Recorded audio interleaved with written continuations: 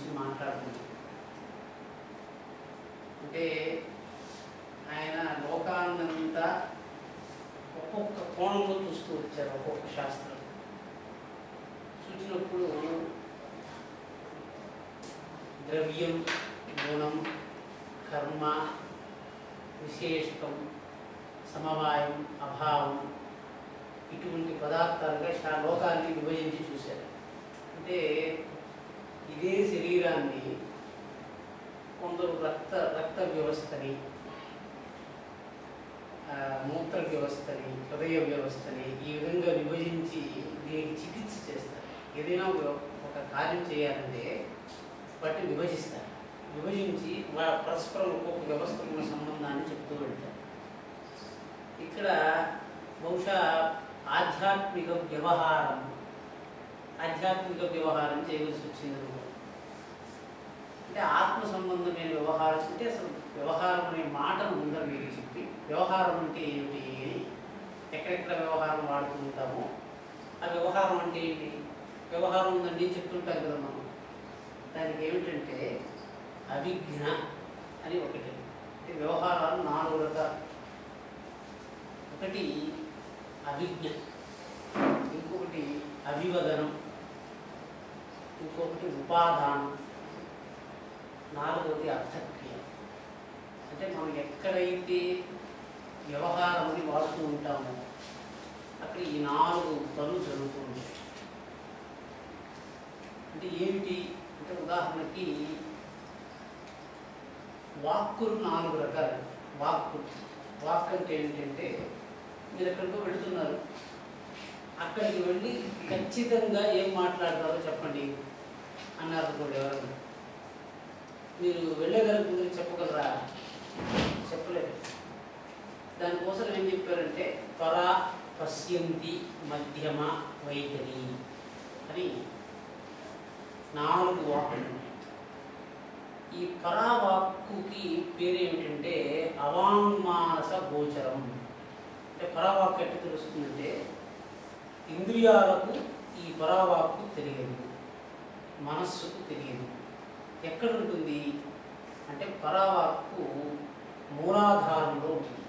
అంటే మూలాధారానికి మాత్రమే పరావాక్కు తెలిసి ఉంటుంది.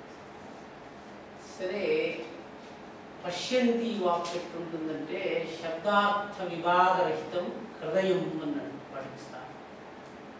అంటే హృదయంలో తెలుస్తుంది. మధ్యమ అంటే శబ్దార్థ విభాగ సహితం,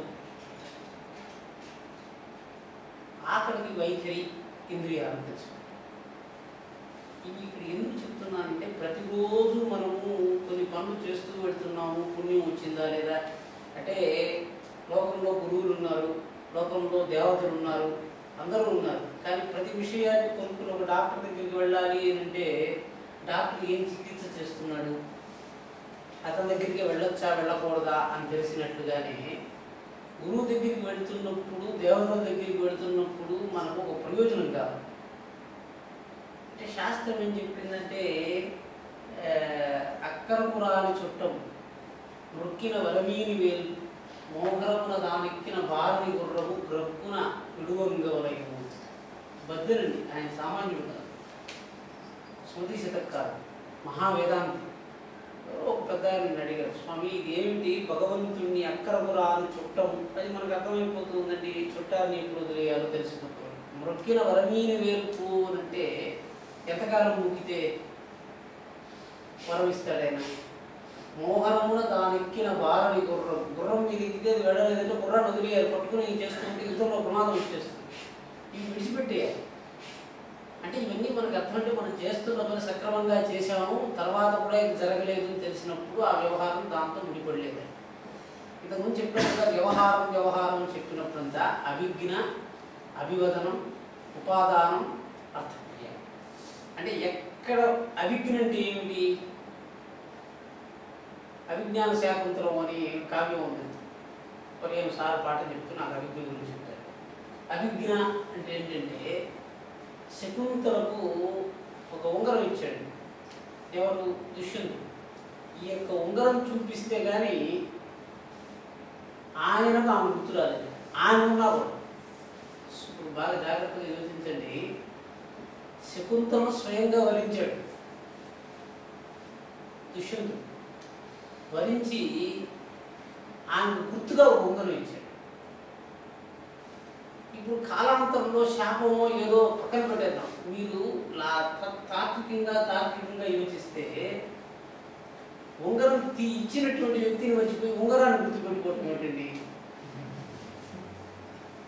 మామూలుగా యోచిస్తే ఉంగరం ఒక వ్యక్తికి ఇచ్చారు, ఆ కథలో ఒక వస్తువు ఉండేది. అంటే ఉంగరం మీకు ఇచ్చాను, అది మర్చిపోయినాను, ఇది నా ఉంగరం అనేది మాత్రం గుర్తుపెట్టుకున్నాను.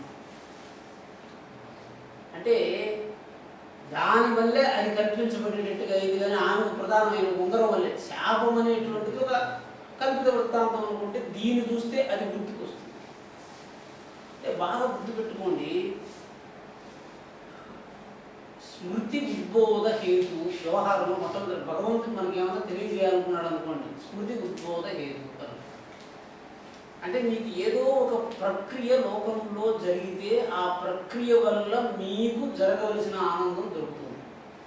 అంటే ఉదాహరణకి మీకు చాలా ఆనందం కలగాలి. ఈ ఆనందం కలగటానికి ఒకరికి 10 రూపాయలు ఇస్తే దొరికిపోతుంది. ద్రవ్యంతో కలిగే ఆనందం గురించి చెప్తున్నానండి. ఒక పిల్లవాడు 2 రూపాయలు ఇచ్చి ఒక బార్గోలు పెడితే వాడు చాలా సంతోషపడుతున్నాడు. అదే పిల్లవాడు ఒక 10 సంవత్సరాలు 20 సంవత్సరాలు పెరిగిన తర్వాత అదే 10 రూపాయలు ఇచ్చి బార్గోలు పెడితే వాడు సంతోషపడతాడు. అంటే ఇప్పుడు చెప్పాడు, ద్రవ్యానికి సుఖానికి ఉన్న సంబంధాన్ని నిర్వచించేటప్పుడు ద్రవ్యానికి సుఖానికి సంబంధం చెప్పాల్సి వచ్చింది. ఎంత ద్రవ్యాన్ని ఇస్తే 10 రూపాయలు ఇస్తే నాకు వచ్చిన సుఖం మళ్ళీ ఈరోజు వస్తుంది. మామూలుగా మనం అనుకున్నాం, బాల్యంలో నాకు ఒక సుఖం కలిగిందని, అదే సుఖం మళ్ళీ నాకే కలగవలసింది. ఎందుకు? నా ఆనందమే నా సుఖమే ఒకప్పుడు 10 రూపాయలకు దొరికేది, ఈరోజు 10,000 రూపాయలు పెట్టినా ఆ సుఖం దొరకలేదు. చిన్నతనంలో మనకే తెలిసిపోతుంది, నాన్నగారు 10 రూపాయలు చెప్పారా బాగా కొనుక్కోపోరా అని చెప్పి ఇచ్చేస్తే ఆయన ఇచ్చినప్పుడు ఒక సుఖప్రాప్తి అది మనకు తెలుస్తూ ఉంది, హృదయానికి తెలిసిపోయింది.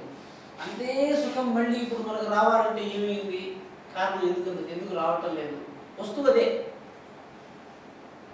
10 రూపాయలు ఇస్తే మనకు జ్ఞాపకం వచ్చి చాలా ఉత్కర్ష కలిగించిన సుఖము ఇప్పుడు మళ్ళీ మనకు ప్రేరేపణ కలగటానికి ఎందుకు కలగలేదు అని అంటే అది సంస్కార పోషణ. అంటే మనంతా లోకంలో ఏం చేస్తున్నాము? ఒకే వస్తువుని పొందటానికి విభిన్నమైనటువంటి ద్రవ్యం చేత, గుణం చేత, శ్రవణం చేత, ఉపాదానం చేత, అర్థక్రియ చేత చూసారండి, అదే సుఖం పొందటం కోసం మనం చాలా పనులు చేస్తున్నాం. సుఖం పొందటం అనేది మన యొక్క లక్ష్యం. ఆ సుఖాన్ని పొందాలంటే ఒక చోట ద్రవ్యం అన్నాడు. సుఖానాం సాధనం ద్రవ్యం, ద్రవ్యాత్ సుఖ సముచ్చయ.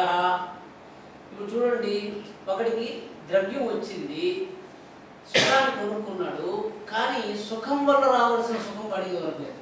ఎంత ద్రవ్యం వచ్చినా తృప్తి లేకుండా ప్రశాంతంగా ఉండవలసినటువంటి వాడు సేవకుడు వలె పిచ్చి పట్టినట్టుగా ఈ ద్రవ్యం పోతుందేమో అని భయపడిపోతుంది.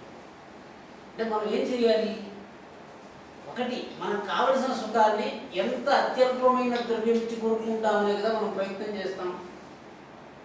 ఒక చొక్కాయలు ఒకప్పుడు 10 రూపాయలు కొనుక్కుంటే దీనికన్నా తక్కువ మూల్యాన్ని ఇచ్చి మనం అదే వస్త్రాన్ని కొనుక్కుందాం అనుకుంటామే కానీ మళ్ళీ ఇంక 1000 రూపాయలు ఇచ్చి కొనుక్కుందామని అనుకుంటుందా? 10 రూపాయలకు ఒకప్పుడు దొరికినటువంటి సుఖము ఈ రోజు మనకు 1000 ఖర్చు పెట్టినా దొరకటం లేదు. అదే సుఖము తండ్రి గారు ఇచ్చింది, పెద్దవాళ్ళు ఇచ్చింది.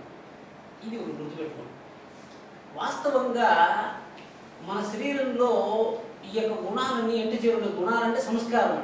పెద్దవాళ్ళందరూ ఏం చేస్తారంటే వాసన సంస్కారాలు 2 మాటలు వాడుతూ ఉంటారు.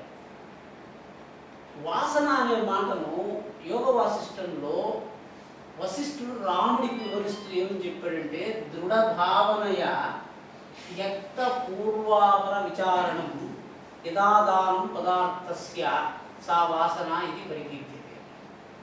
అంటే దృఢమైనటువంటి భావన చేత పూర్వాపర విచారణ లేకుండా ఒక పదార్థాన్ని, అంటే సప్త పదార్థాల్లో ఒక పదార్థాన్ని త్యక్త పూర్వాపర విచారణం, ఈ యొక్క పదార్థమే దీని నుంచి ఉద్బోధ గ్రహింపబడవలసి ఉంది. ఇప్పుడు నేను మీకు ఉదాహరణకి నారాయణ గారు తెలుసా అంటే, నాకు నారాయణ తెలుసా అంటే మనకు చెప్తామండి. నారాయణ తెలుసండి అంటే వెంటనే తెలుసు అంటే ఏమి అర్థం అని అడిగాడు. తెలుసు అంటే ఏమి? మామూలుగా ఉదాహరణ చూద్దామండి. ఆ శబ్దం నారాయణ తెలుసండి, ఆ పేరు వినబడి ఉన్నాను అన్నాడు. లేదండి, ఆయన స్వరూపము ఆ పేరు రెండు కలిసి ఉన్నాయని నాకు తెలుసును. ఇవి కాదండి, నేను ఆయనతో ఇంతకుముందు చెప్పాను కదా, అవిజ్ఞ. అవిజ్ఞ అంటే ఏమిటి? ఆయన నాకు తెలుసు. మొదటిది ఏమండి? అభివదనం అంటే నేను తెలుసుకున్న దాంతో ఆయనతో వ్యవహరించగలను. ఆయన మాట్లాడగలడు, నేను ఆయనతో మాట్లాడతాను. ఎక్స్చేంజ్. ఏమండి? ఉపాదానం, నా కోసం ఆయన చేస్తాడు, ఆయన కోసం నేను చేస్తాను. అర్థక్రియ అంటే ఆయనని నేను వాడగలను. ఇవి నేను 4 చెప్తాను. అంటే ఇప్పుడు నా ఒక వ్యక్తి మనకి ఇచ్చేస్తున్నా అంటే ఈ 4 క్రియలు చేయకపోతే వ్యవహారం లేదు. ఈయన నాకు తెలుసు, ఆయన నాకు తెలుసు అంటే ఏమండి దానివల్ల ప్రయోజనం? ప్రపంచమంతా మనకు తెలుసు, దానివల్ల ప్రయోజనం లేదు. ఇది మనుషుల గురించి నేను చెప్పడం లేదండి. ఏకమేవా ద్వితీయం సత్ నామరూప వివర్జితం సృష్టే పురాతనాప్యత్ర తాదృక్త్వం తదితీర్యతే. అంటే పరమాత్ముడు ఒకే ఒకటిగా ఉన్నటువంటిది ఎట్లా వేరువేరుగా విభజింపబడి ఈ వ్యవహారం కల్పించబడింది అంటే భగవంతుడిని నామంతో పిలిచి ఆకర్షించగలిగినటువంటి వాడికి అవిజ్ఞాన వ్యవహారం తెలుసు. భగవంతుడు మనకు తెలుసండి, కానీ భగవంతుడిని తెలుసుకోవటం వల్ల మనం చేయవలసిన వ్యవహారం ఒకటి ఉంది కదా. భగవంతుడిని మీరు కల్పించుకున్నారు, అవిజ్ఞ అంటే భగవంతుడు తెలుసండి అంటే ఏమిటి? ఈశ్వరుడు ఉన్నాడు, లక్ష్మి ఉన్నది, సరస్వతి, అందరూ ఒకటే కదా. ఇప్పుడు సామాన్యంగా లౌకికవాదులు ఎట్లుంటారంటే ఏదైనా భగవత్ స్వరూపమేండి, పేర్లు వేరండి అని చెప్పేస్తుంటారు. అట్లయితే ఈ పేర్లంతా వేరువేరుగా ఎందుకు కల్పించారు? అది అవిజ్ఞానం. అది తెలిస్తే ఈ దేవత ఈ యొక్క లక్షణంతో పనిచేస్తుంది అని మనం మనకు తెలియాలి. ఆ లక్షణాన్ని మనం పట్టుకొని ఆ దేవతని ప్రత్యేకంగా మనం గుర్తించాలి. గుర్తించిన తర్వాత ఆ దేవతను మనం ఆకర్షించగలగాలి. ఇక్కడ ఒకరు ఉన్నారండి, ఆయన పేరు నాకు తెలుసు, ఆయన ఇది, ఆయన ఎవరు నాకు తెలియదు. రెండు శబ్దము పదార్థము రెండు సంయోగం కలిగిందంటే సంస్కారం ద్వారా. శబ్దం వినటం వల్ల జీవుడి యొక్క స్మృతి వచ్చింది కదా. ఇప్పుడు మీ మనసులో ఒక స్మృతి ఉందండి, ఇప్పుడు బాగా గుర్తుపెట్టుకోండి. సంస్కారం 2 రకాలుగా ఉంటుందండి. లోకంలో ఉన్న విషయాన్ని జ్ఞాపకం చేసేది ఒకటి, అంతఃకరణంలో ఉన్న విషయాన్ని జ్ఞాపకం చేసేది ఇంకొకటి. మీకు బాగా చెప్తాను, పనసపండు మీకు మాట చెప్పాను కదండి, ఆ వాసన గుర్తు వచ్చిందండి మీకు రాలే? పనసపండు అనే శబ్దమే గుర్తొచ్చింది. పనసపండు వాసన గుర్తు తెచ్చుకునే విధానం ఎట్లా? మీరు ఇంకొక విధంగా యోచించండి. పనసపండు ఆకారం గుర్తుకొచ్చేసిందండి మీకు వెంటనే. పనసపండు అని చెప్తూనే మీరు చెప్పేస్తారండి దాని వలన. వాసన వివరించండి, బాగా యోచించండి. వ్యవహారం చేయాలి కదా. ఇప్పుడు పనసపండు యొక్క స్వరూపాన్ని వివరించండి అన్నారు అనుకోండి, మీకు శబ్దం తెలుసుకో. ఒక శబ్దం పనసపండు అనే శబ్దం చేత లోకంలో ఒక పదార్థం ఉంది. ఆ పదార్థం యొక్క లక్షణం ఏమి? అయా అది గోళాకృతిలో ఉంటుంది, లేకపోతే వర్తులో గోళంగా ఉంటుంది, దానిపైన పుడిపుడిగా ముళ్ళుగా ఉంటుంది. వివరిస్తున్నారండి ఒకటిగా. ఆకారం కూడా మీకు వర్ణం గుర్తు వచ్చింది. రుచి ఎందుకు చెప్పలేకపోతున్నారండి? వాసన రుచి కూడా తీయగా ఉంటుంది. వాసన అండి, వాసనకు సంబంధించినటువంటి వర్ణ సంస్కారాలు మనకు తెలియవు. మీకు అర్థమైందంటే ఇప్పుడు మీరు పదార్థం యొక్క ఆకృతిని గుర్తుపెట్టుకోవడానికి గోళం, వర్తులం, ఏమండి ఈ విధంగా శబ్దాలు ఉన్నాయి. దాన్ని మనసులో తెచ్చుకోగలిగినారు. అందువల్ల అదే రుచిని తెచ్చుకోగలిగినారు. తీయగా ఉంటుంది చెప్పేది. పనసపండు యొక్క వాసన పనసపండు వాసనే. అక్కడ వచ్చిందండి కష్టం. అంటే దేన్ని తెలుసుకోవటానికి దానితోనే దాన్ని తెలుసుకోవాలంటే అక్కడ అభిజ్ఞ లేదు. పనసపండు వాసన అంటే ఏమిటండి? ఏం వాసన? పనసపండు వాసనే. మామిడి పండు వాసనే. ఇప్పుడు 6 రుచులను చెప్పారు కదా. 6 రుచులను చెప్పినప్పుడు ఆ రుచులకి మనకు పదార్థాలు ఉన్నాయి. తీయగా ఉంటుంది, పుల్లగా ఉంటుంది, చేదుగా ఉంటుంది, కారంగా ఉంటుంది. రుచులు వచ్చినాయి. వాసనలు చెప్పండి. అంటే వాసనలకు వర్ణ సంస్కారం ఇంకా మనకు ఏర్పడలేదు. నీకు అర్థం వాసన యొక్క వర్ణ సంస్కారం ఏర్పడిందే కానీ వాసన చేత స్మృతి ఉద్బోధ కలగదు. బాగా గుర్తుపెట్టుకో. అంటే వర్ణాలు మనకు తెలియ వాసనలు అక్షరాల శబ్దాల్లో ఆ ఈ తెలుసు కాబట్టి వాటిని మనం పట్టేసుకుంటున్నాం. ఇది ఎందుకు ఇక్కడ చెప్తున్నాను, దేవతలకి వాసన కూడా ఉంటుందండి. వాళ్ళు వస్తుంటే ఆ వాసన కలుగుతూ ఉంటుంది.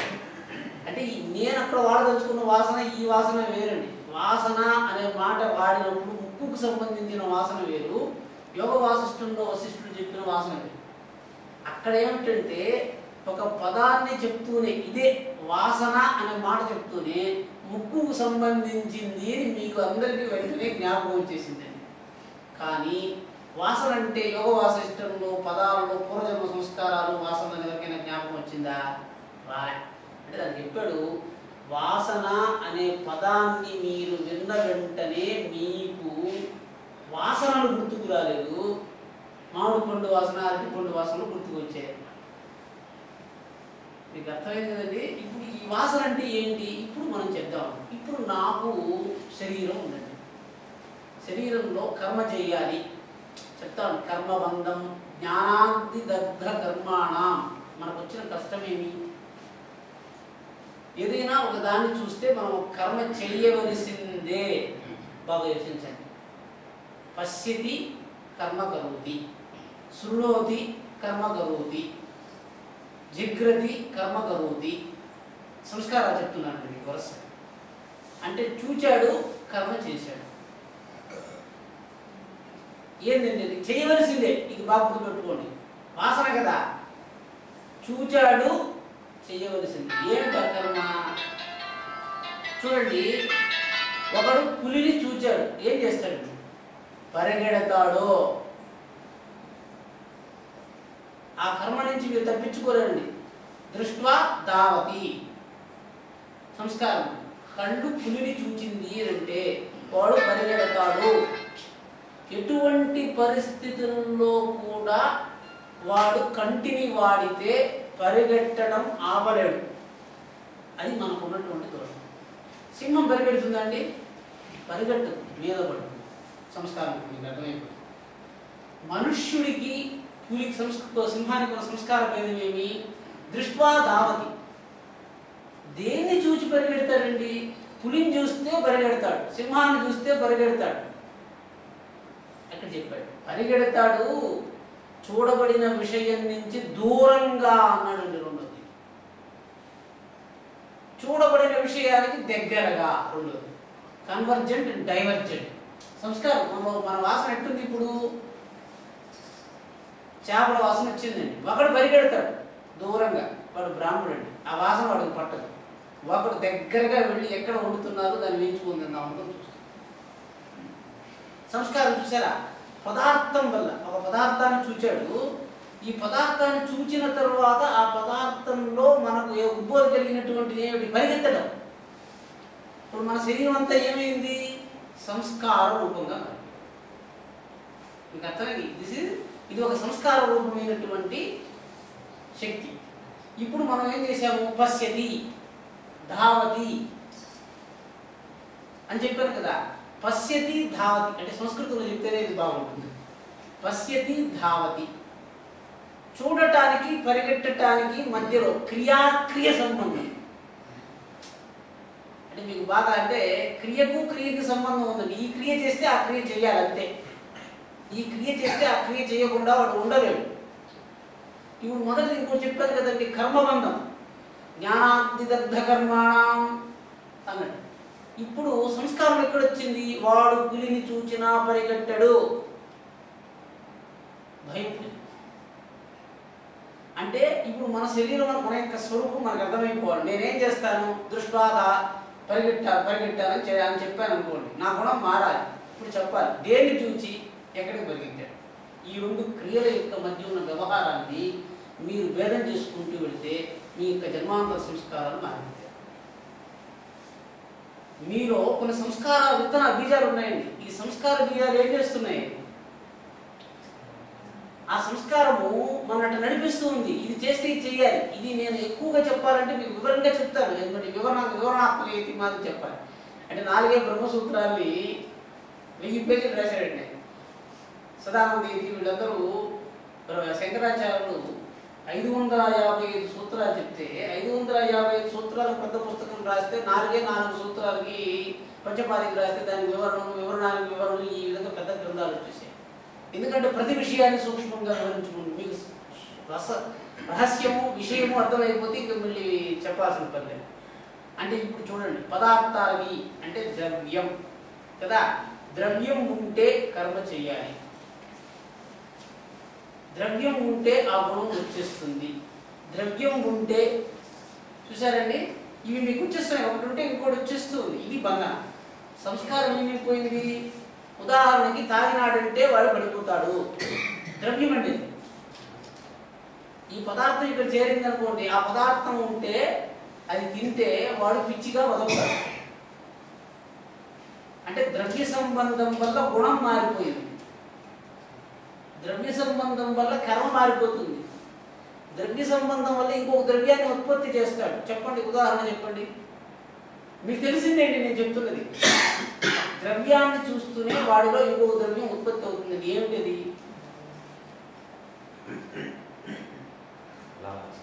లాభ ఉత్పత్తి. లాభ అంటే ఏమిటి? అంతవరకు లాభం లేదండి, వాడు దేన్నో చూశాడు, లాలాశ్రవం జరిగింది, ఎంగిలి ఊరుతున్నది కదా. అంటే ఏమైంది? ఒక పదార్థాన్ని చూస్తే ఈ లాలోత్పత్తి 2 రకాలు, గ్రాహ్యం, త్యాజ్యం. ఇప్పుడు ఒకడు ఉన్నటువంటి థూ అని ఉన్నాడు, అది మింగడు. మామిడి పండుని స్మరించి తీయగా ఉంది అనుకుంటే దాన్ని తూ అని ఉమ్మడు, దాన్ని మింగుతాడు.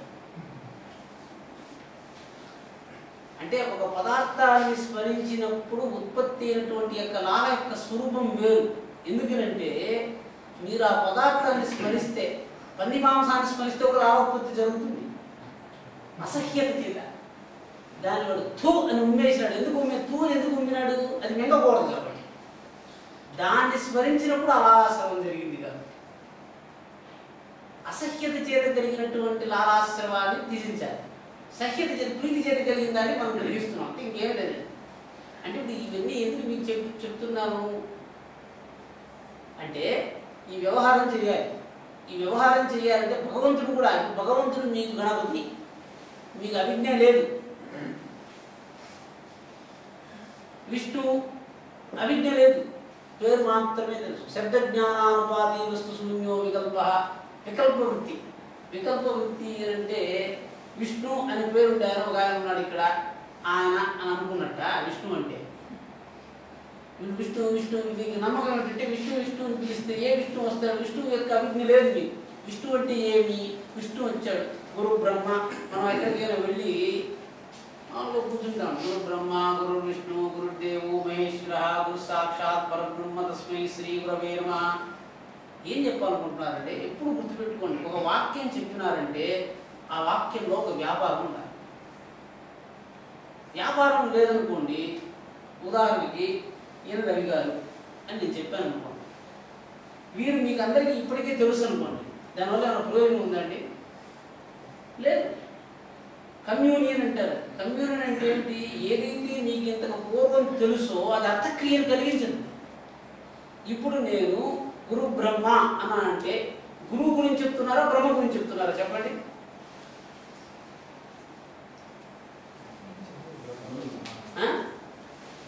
బ్రహ్మ గురించి చెప్తున్నారా? అట్లా కాదు. మీకు బ్రహ్మ తెలుసా, గురువు తెలుసా? ఎప్పుడు సారు చాలా రోజుల క్రితం నాకు పోతూ విద్యాపీఠంలో నుంచి నేను సత్యనారాయణ సార్ వస్తున్నాను, విధి మీద దిగుతూ ఉంటే పెడగాది సూత్రం జ్ఞాపకం చేశాను. జ్ఞాతాద్ అజ్ఞాతం అంటే వ్యక్తాద్ అవ్యక్తం అని. అవ్యక్తమైన గుణాలు కూడా వ్యక్తమైన నుంచే వ్యక్తం అవుతుంది. తర్వాత నేను విచారణ చేస్తూ ఉంటే తెలిసింది. జ్ఞాతాద్ అజ్ఞాతం అని అంటే ఎప్పుడు గుర్తుపెట్టుకోండి, మీకు ఒక వాక్యంలో ఒకటి తెలియబడనిది, ఇంకొకటి తెలియబడేది అని ఉంటుందండి. తెలియబడని దాన్ని చెప్పటం కోసం తెలిసేదాన్ని పక్కన పెడతాం. గురు బ్రహ్మ అనే దాంట్లో గురువు తెలుసా, బ్రహ్మ తెలుసా?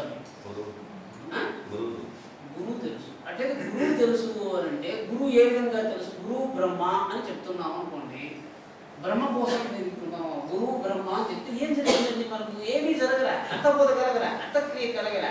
ఆ శ్లోకం 100 సార్లు చెప్తాడు. ఎప్పుడైతే అర్థక్రియ కలగలేదో మామూలుగా అది ఇది ఇది అది ఏం చెప్తున్నట్టుగా పాడుకుంటున్నట్టుగానే ఉంది, కానీ ఏమీ జరగటం లేదు. ఇప్పుడు మీరు అర్థక్రియ జరిగితే కానీ శబ్దం వల్ల మంత్రమహిమ విస్తారం కాదండి. కంప్యూటర్లో మీరు కమాండ్ ఇస్తూనే అర్థక్రియ రూపం కొంచెం ప్రింటర్లో ప్రింట్ చేస్తున్నది కదా, అది మీకు ఎందుకు కావటం లేదు? అంటే ఒక పదాన్ని మీరు దానికి చెప్తూనే ఆ యంత్రంలో క్రియ జరిగిపోతుందండి. మీకు చెప్పాను కదా, దృష్ట్వా ధావతి అంటే సప్త పదార్థాల్లో దృష్ట్వా ధావతి, దృష్ట్వా తిష్టతి అని చెప్పాలి. దీని ఇంకా చెప్పాడు, దృష్ట్వా తూష్ణీం తిష్టతి. వ్యవహారం లేదండి. అప్పుడు ఏమైంది? కేవలం వింటున్నాడు జ్ఞానం. అందువల్ల గచ్చతి, అవగచ్చతి అంటే జ్ఞానం అండి. అవగచ్చతి, అధిగచ్చతి ఇవన్నీ జ్ఞానవాచకాలు. ఇది ఎందుకు మీకు చెప్తున్నానంటే, ఏమి జ్ఞానాగ్ని దగ్ధ కర్మాణం అంటే కాలిపోతున్నది కదా. జ్ఞానం వల్ల కర్మకు ఏమండి పదార్థానికి మధ్య ఉన్న సంబంధం తెగిపోతుంది. కర్మకు పదార్థానికి మధ్య ఉన్న సంబంధం ఏమిటి చెప్పండి? మన శరీరంలో దేహాత్మాధ్యాస. శరీరం ఉంది, ఆత్మ ఉంది. ఈ రెండిటికి మధ్య ఒక అధ్యాస ఉంది. ఈ అధ్యాస తెగిపోవాలి. ఈ అధ్యాస తెగిపోతే కానీ మీకు జ్ఞానం వల్ల ఏదో జరిగినట్టు కాదు. శరీరంలో ఒక బోధం, ఆత్మ దానికి పొలం ఇచ్చేస్తుంది. అంటే కర్మబంధం వచ్చేసింది కదా. కర్మబంధం నుంచి మీరు తప్పించుకోవాలి. అంటే నేను కర్మబంధం అంటే ఇదండి, ఇంతకు చెప్పాను కదా. కర్మబంధం తప్పించుకోవాలంటే 3వ అధ్యాయంలో 3వ శ్లోకం అండి. నహి కశ్చిత్ క్షణమపి జాతు తిష్టత్ అకర్మకృత్ కార్యతే అవశం కర్మ సర్వః అవశః కర్మ సర్వః ప్రకృతిజైర్గుణై. కృష్ణుడు ఏం చెప్తున్నాడంటే, నహి కశ్చిత్ క్షణమపి ఒక్క క్షణం కూడా జాతు తిష్టత్ నువ్వు కర్మ చెయ్యకుండా ఉండలేవు, అకర్మకృత్తుగా ఉండలేవు. చూసావా? మనకు ఉన్నటువంటి కర్మబంధాన్ని చెప్పేస్తున్నాడండి. నువ్వు ఎటువంటి పరిస్థితుల్లో కర్మ చేస్తూ ఉండవలసిందే. అది ఎంత జరుగుతుంది? కార్యతేహి అవశః కర్మ. ఎప్పుడు కూడా అవశుడువై కర్మ చేస్తున్నావు. ఇది ఎందుకని? నువ్వు ఇప్పుడు ఏమనుకుంటా, కర్మ జరిగిపోతూ ఉందండి. ఇక్కడ ఈ శరీరంలో కర్మ జరుగుతూ ఉంది. అట్లయితే ముక్తి ఎట్టు వస్తుంది అని అడిగాడు. ఇది శాసనం అండి, భగవంతుడి యొక్క శాసనం. గీతాశాస్త్రం చెప్పేశాడు. ఏమిటి? నహి కశ్చిత్ క్షణమపి జాతు తిష్టత్ అకర్మకృత్ కార్యతే అవశః కర్మ సర్వః ప్రకృతిజైర్గుణై. ఈ యొక్క శరీరంలో కర్మ జరిగి తీరవలసిందే అన్నాడు. అట్లయితే మనం ఏం చేస్తామండి? ఇక్కడ ఉందండి ముక్తి. ఏం చేయాలి? ఇక్కడ కర్మ జరుగుతూ ఉంటే, ఇక్కడ కర్మ జరుగుతూ ఉందండి. కర్మ జరుగుతూ ఉంటే నేనేమనుకున్నాను? ఈ కర్మనంతా నేను చేస్తున్నది అని ఇది అనుకుందండి. బాగా అర్థం చేసుకోవాలి. వాస్తవంగా కర్మ జరిగిపోతూ ఉంది. ఇది ఉంటే, నేను ఉంటేనే కదా ఇది జరిగింది అని అనుకుని నేను కర్తృత్వాన్ని పట్టేసుకున్నాను. ఇంకో రకంగా నేను చెప్పాలంటే, చంద్రశేఖర్ ఉన్నాడు కాబట్టి ఇదంతా జరుగుతుంది, ఇక్కడ మాట్లాడడం జరుగుతుంది కదా. నేను అప్పుడప్పుడు అనుకుంటూ ఉంటానండి. విద్యాపీఠకి అప్పుడప్పుడు నేను అవకాశం చూసుకుని వచ్చి పెట్టేస్తూ ఉంటానండి పని. ఏమిటి విద్యాపీఠం నాకు విధి కదా, నేను అక్కడికి వెళ్ళలేకపోతున్నాను. ఇక్కడ ఆదివారం వచ్చేస్తే లీవ్ పెట్టాలంటే ఎవరికి చెప్పాలో తెలియదండి. విద్యాపీఠంలో లీవ్ చెప్పాలంటే ఎవరికో చెప్పేస్తున్నాను. పెద్దవాళ్ళు ఉన్నారు, వాళ్ళకి చెప్పేసి నేను రావటం లేదండి అని చెప్పేస్తే ఇది విద్యాపీఠకి వెళ్ళటం లేదు. అదే ఇక్కడికి వచ్చేటప్పటికి ఆదివారం వస్తున్నది, వీళ్ళు వచ్చేస్తారు, ఎవరికి చెప్పాలి? అందరికీ చెప్పాలి. ఎందుకంటే విధిగా మారిపోయింది నాకు. అంటే చెప్పకుండా ఉండలేను, మాట్లాడకుండా ఉండలేను అనే వ్యవహారం బంధంగా పరిణమించిపోయింది అన్నమాట. ఇది నేను మళ్ళీ సందర్భం వచ్చినప్పుడు చెప్తాను. నహి కశ్చిత్ క్షణం అని చెప్తాడు. ఇది ఏమీ లేదండి, మాట్లాడవలసిందే, అంతే, అయిపోయింది. ఇది ప్రకృతిజమైనటువంటి గుణము. ప్రకృతి చేస్తున్నది, అహం చేయటం లేదు. ముక్తి ఏముంది? ఇక్కడ జరుగుతున్న పనికి కర్తృత్వాన్ని అహంకారం పట్టుకోకుండా ఉంటే పని సులభం అయిపోయింది అంటే పట్టేసుకుంటున్నాను. అంటే మీకు ఇక్కడ పని జరిగిందండి, నేను మీకు చెప్పాలి. మామూలుగా ఇక్కడ పని జరిగింది, సంస్కారం కదా. సంస్కారం ఏమిటి? అహంకారము అన్నిటి కర్తృత్వాలు పట్టుకోవాలి కదా. ఈ పుస్తకం పడిపోయింది. ఇప్పుడు చెప్పాడు, ఏమండి పుస్తకం పడిపోయింది. అవండి పుస్తకం పడింది. పుస్తకం పడగలుగుతుందండి? పుస్తకం పడదు, ఎవరో ఒకరు తుయ్యాలి. పుస్తకం పడింది, పుస్తకం పడిపోయినప్పుడు పుస్తకం పడింది ఎవరు చెప్తున్నారో ఆ పడిపోయినటువంటి కర్తృత్వాన్ని తీసుకోవడానికి ఎవ్వరూ సిద్ధంగా లేరు. ఎందుకని? పుస్తకం పడిపోయింది, నేను దోసేశానని చెప్తే నాకేం బెనిఫిట్? అది పడిపోయింది అనమాట. ఒకడు చూశాడు, అక్కడ ఒక చెట్టు పడిందండి, ఈ చెట్టు మాది అన్నాడు. వాడు ఏం చేసాడు? కాకి రెట్ట తెచ్చి వేసింది, అక్కడ పడింది, అది మొలిచింది, నీళ్లు కూడా వర్షమే వచ్చింది. వాడి కర్తృత్వం ఏమిటి? ఈ చెట్టు మాది అని చెప్పడానికి. కేవలం క్షేత్రం నాది, బాగా యోచించాను. ఈ స్థలం నాది, అధిష్టానం, అధిష్టాన కర్తృత్వం చేత అది నాది అని పట్టేసుకుంటాడు. పట్టుకోకూడదు. మీ ఇంట్లో వస్తువు ఉంటే మీ ఇంట్లో ఒక పాము గెలిచిందండి, ఆ పాము నాది అని చెప్పకూడదు. మీకు అంటే గరుడ పురాణంలో వృషోత్సర్జనం అనేటువంటి ఒక క్రియ చెప్తున్నారు. వృషోత్సర్జనం గరుడ పురాణంలో వృషోత్సర్జనం అంటే ఏంటంటే, నారాయణ విష్ణువు ఆయన చెప్తున్నాడు గరుడుడికి, వేదేవుడికి చెప్తున్నాడు, ఆయన గోదానం కన్నా కూడా వృషోత్సర్జనం చాలా గొప్పదైనటువంటి కర్మ, దానం, గొప్ప దానం. ఎందుకు అని గోదానం చేస్తే ఒక బ్రాహ్మణుడు దాని పాలు తీసుకుని తిప్పి పడతాడు. వృషోత్సర్జనం చేస్తే గ్రామంలో ఉన్న పశువులకంతా వీర్యదానం జరుగుతుంది. అంటే ఇక్కడ జాగ్రత్తగా చెప్పాడండి. కేవలము పాలు తీసుకోవటం కోసమే పశువును పోషించగలడు బ్రాహ్మణుడు. వృషభాన్ని ఎందుకు పోషిస్తాడండి బ్రాహ్మణుడు? వృషోత్సర్జనం చేయాలంటే రాజుగారు ఒక్కరే చేయాలి, ఇంకెవరు విషోత్సర్జనం చేయలేదు. విషోత్సర్జనం మహాపుణ్యకర్మ. ఎందుకని? ఇప్పుడు ఎక్కడ ఉందండి పశువులకి వీర్యం దానం చేసేటువంటిది? పశువుల్లో ఎక్కడో హాస్పిటల్స్లో వాళ్ళు వీర్యాన్ని దాచి ఇస్తున్నారు. వృషభం చేత విషోత్సర్జనం చేసి దేవుడు వండి ఊరి మీద తగివ్వండి, ఎక్కడ మేపున్నా దాన్ని తినవలసిందని ఎక్కడ వదిలిపెడుతున్నారా? లేదు. అంటే ఏమిటి? ఇప్పుడు నా పశువు ఇది, ఒకడు అనుకుంటున్నాడు, వాడు ఎద్దు పెట్టుకుని ఉన్నాడు. ఈ యొక్క విషోత్సర్జనం కాదండి, ఎవరో పశువుని తీసుకుని వస్తుంటే పశువుని దాటిస్తే ఇంత అని వ్యవహారం చేస్తున్నాడు. మరి కర్తృత్వం ఉందండి దాంట్లో? ఏం కర్తృత్వం లే. ఆ పశువు నాది కాబట్టి, అది నా దగ్గర ఉంది కాబట్టి, నేను మేత వేస్తున్నాను కాబట్టి నాది అనుకున్నాను. ఈ పశువు వెళ్ళి ఒకటి గుమ్మింది, నేను గుమ్మానని చెప్తాడు వాడు. చెప్పండి, మీకు అర్థమైంది కదా? కర్తృత్వాన్ని, అహంకారం అంటే నహి కశ్చిత్ క్షణమపి రాకు తిష్టత కర్మకృతు అని ఎందుకు చెప్పామనంటే, మనము అనవసరమైన వాటిని పట్టేసుకుంటున్నాం కర్తృత్వ బుద్ధి చేత. కావలసిన వాడిని అంటే ఇప్పుడు మనకు దాన్ని పట్టుకోవడంలో కాలాంతరంలో కష్టం వస్తుంది. ఇది నేను చేశాను అని మనం పట్టేసుకోవటం వల్ల కాలాంతరంలో కర్తృత్వాన్ని పట్టుకోవటం వల్ల కర్తృత్వంలో ఉన్నటువంటి ఉష్టం మనం కాల్చేస్తాం,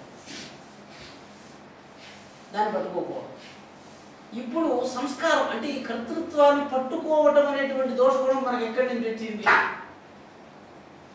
చాలా పనులు జరిగితే దీన్నే నేను పట్టుకుంటాను, దీన్ని పట్టుకోను, అధిష్టాన కర్తృత్వంతో కొన్ని పట్టుకున్నాను అంటే దాన్ని చెప్పాడు. లోకంలో సుఖకారకములైనటువంటి వాటినంతా స్వరూపంగాను, దుఃఖకారకములైనటువంటివన్నీ పరరూపంగా భావించడం అనేటువంటి సిద్ధ సంస్కారం ఉంటుంది.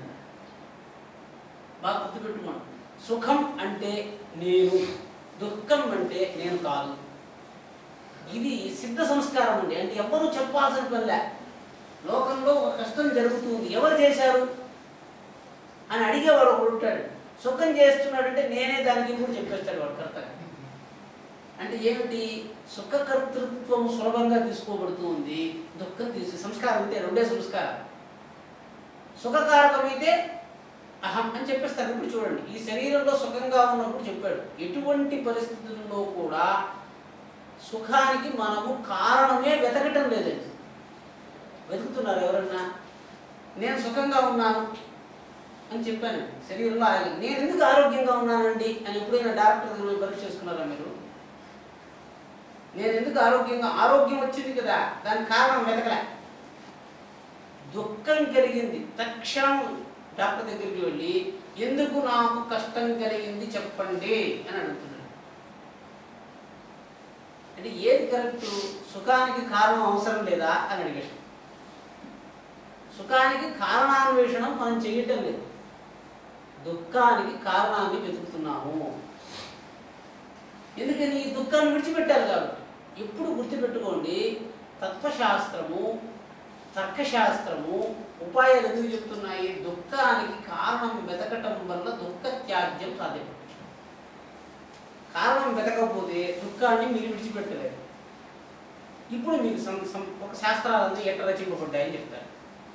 జ్యోతిష్ శాస్త్రవేత్తలు దుఃఖానికి కారణం గ్రహగతి అని చెప్తారు. వాస్తుకారకులు గ్రహస్థితి అని చెప్తారు. సంసారుడు లోక వ్యవహారము అని చెప్తాడు. వైద్యుడు ద్రవ్యగుణ సంబంధంతో రోగం అని చెప్తాడు.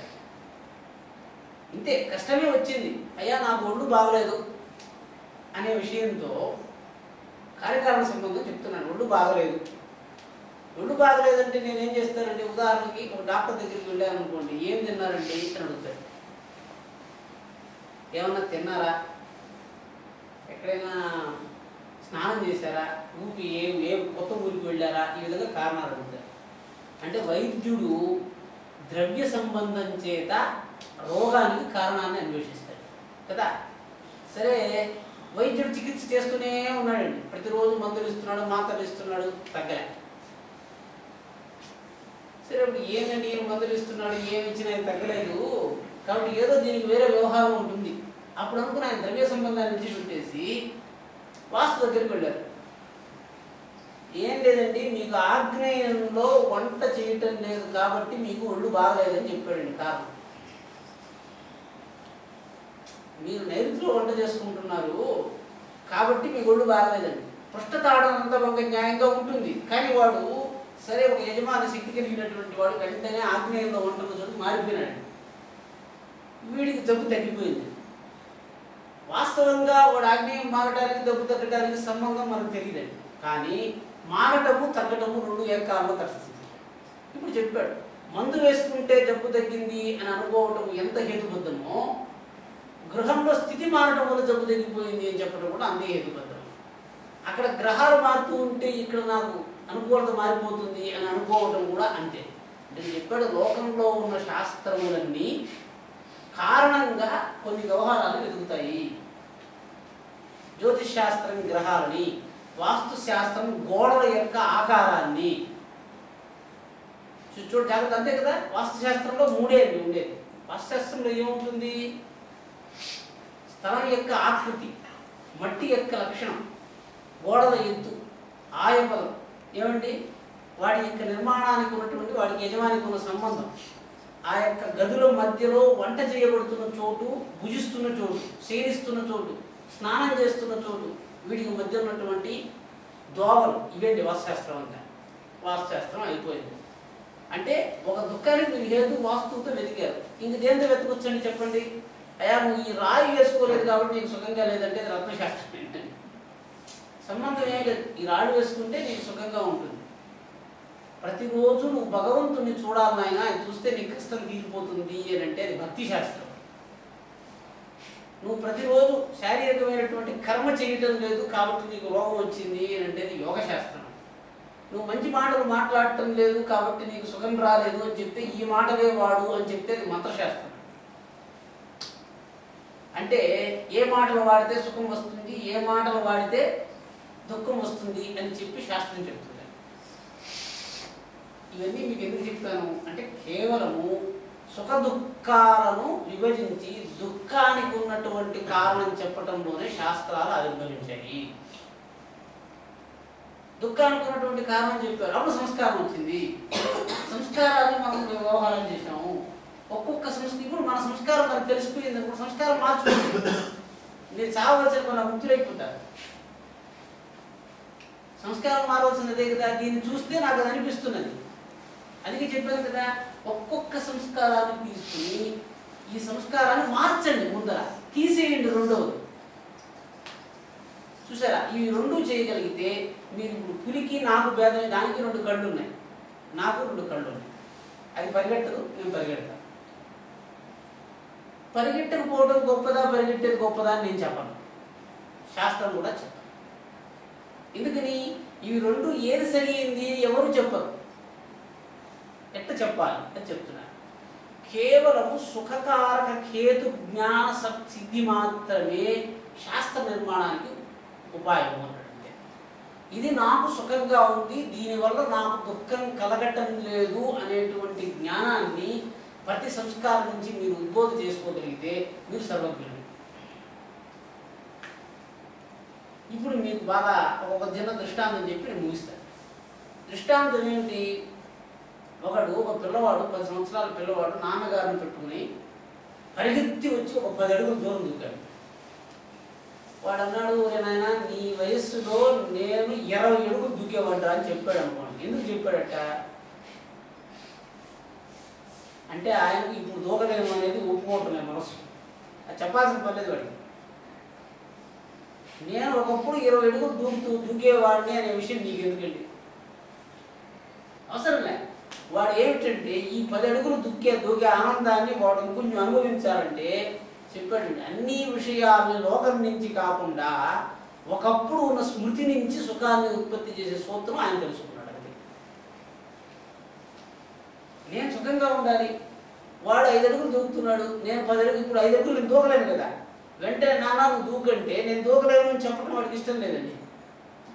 వెంటనే వాడు ఏం చెప్పాడు, నాయన నీ వయసులో నేను 10 అడుగులు దూకేవాడు అని చెప్పాడు. ఎందుకు చెప్పాడు? కారణము కేవలము ఎక్కడి నుంచో ఒక చోటు నుంచి స్మృతిని సుఖం తెచ్చుకోవాలి. స్మృతి నుంచి సుఖాన్ని తెచ్చుకున్నామండి. తెచ్చుకుని ఏమిటి? ఒకప్పుడు దూకేవాడిని అని స్మృతి నుంచి తెచ్చుకున్నాడు. ఇది సామాన్యులు చేస్తారు. సిద్ధులు ఎట్టు చేస్తారు? ఇప్పుడు కూడా దూకగలను అని చెప్తారు. అంతే అండి. పేరు సంస్కారం ఏమైంది? ఎక్కడ మారింది? ఒకప్పుడు సరిలేనన్న అంటాడు, వాళ్ళు ఒప్పుకోడు. సంస్కార శక్తి ఎక్కడ అంటే యథార్థ సంస్కారమే లోకాన్ని భయపెడుతుంది. స్మృతి సంస్కారాలు మనకు ఆనందం కలిగించడానికి పనికొస్తాయి, కానీ లోక వ్యవహారం చేయడానికి వెంటనే పనికిరావు.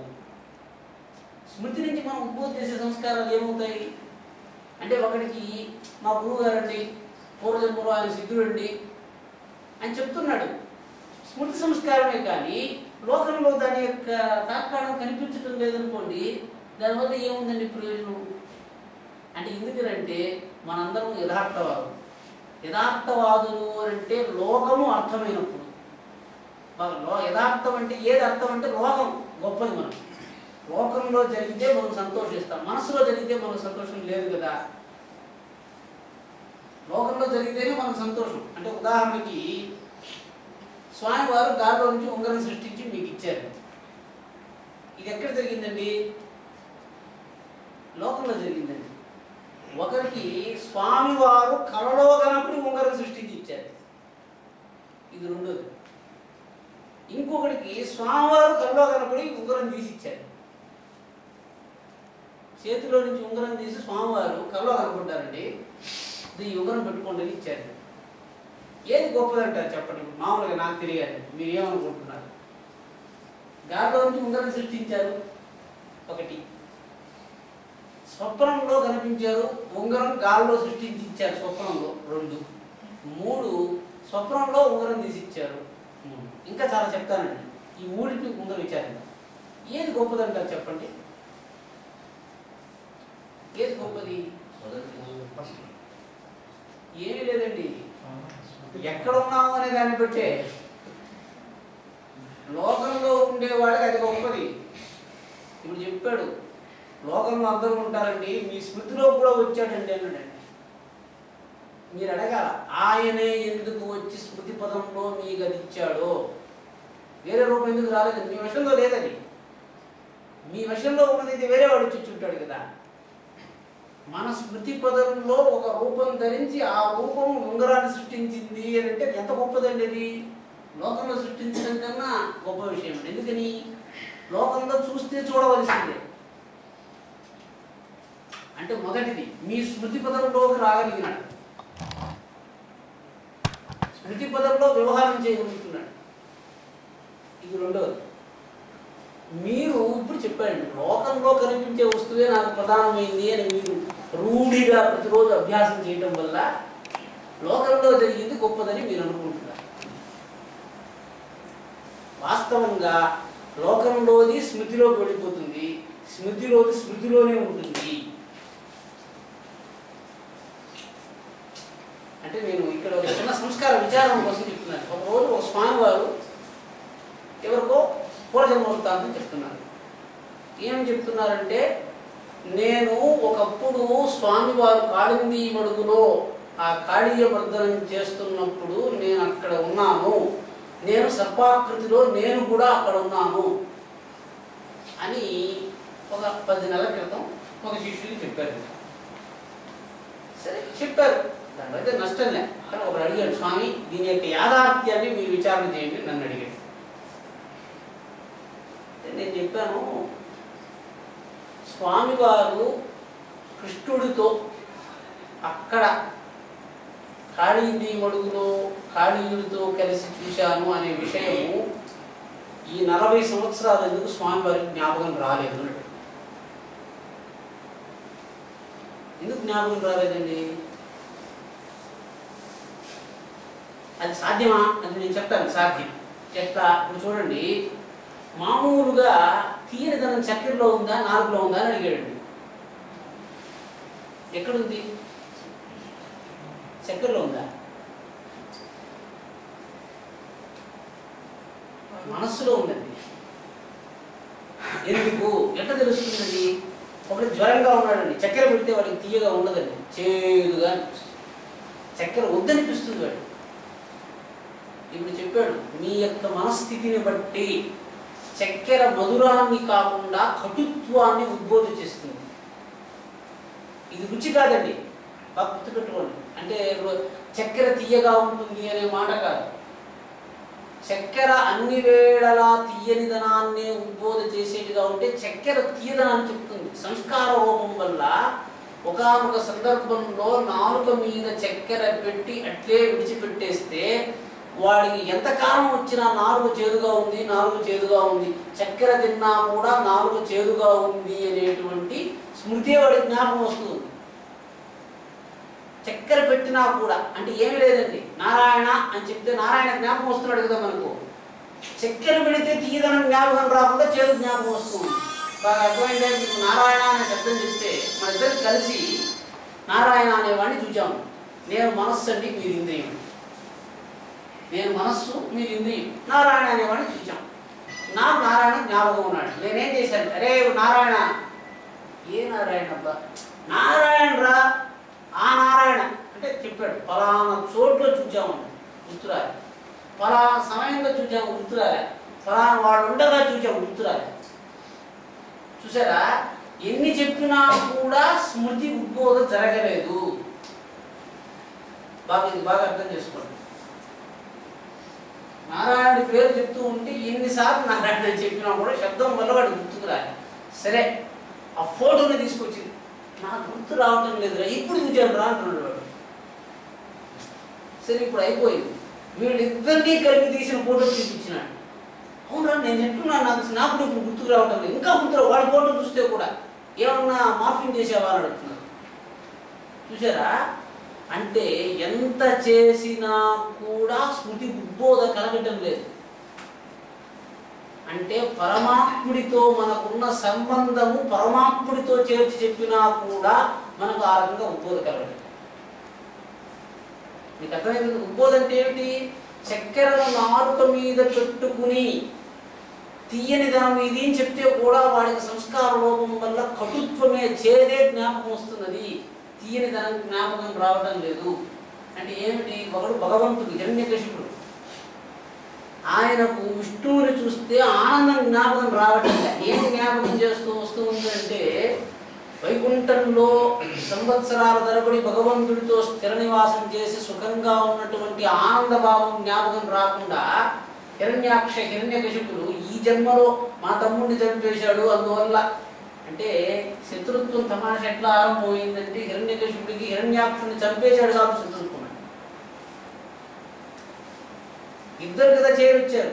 శత్రుత్వం వచ్చేటప్పటికి హిరణ్యకశిపుడు హిరణ్యాక్షుడు ఎందుకు రా శత్రుత్వం అంటే, మీ చిన్నాయన్ని చంపేసిన వాడి మీద నీకెందుకు కోపం అంటాడు, నీకెందుకు ప్రీతి అంటాడు ప్రతి చోట.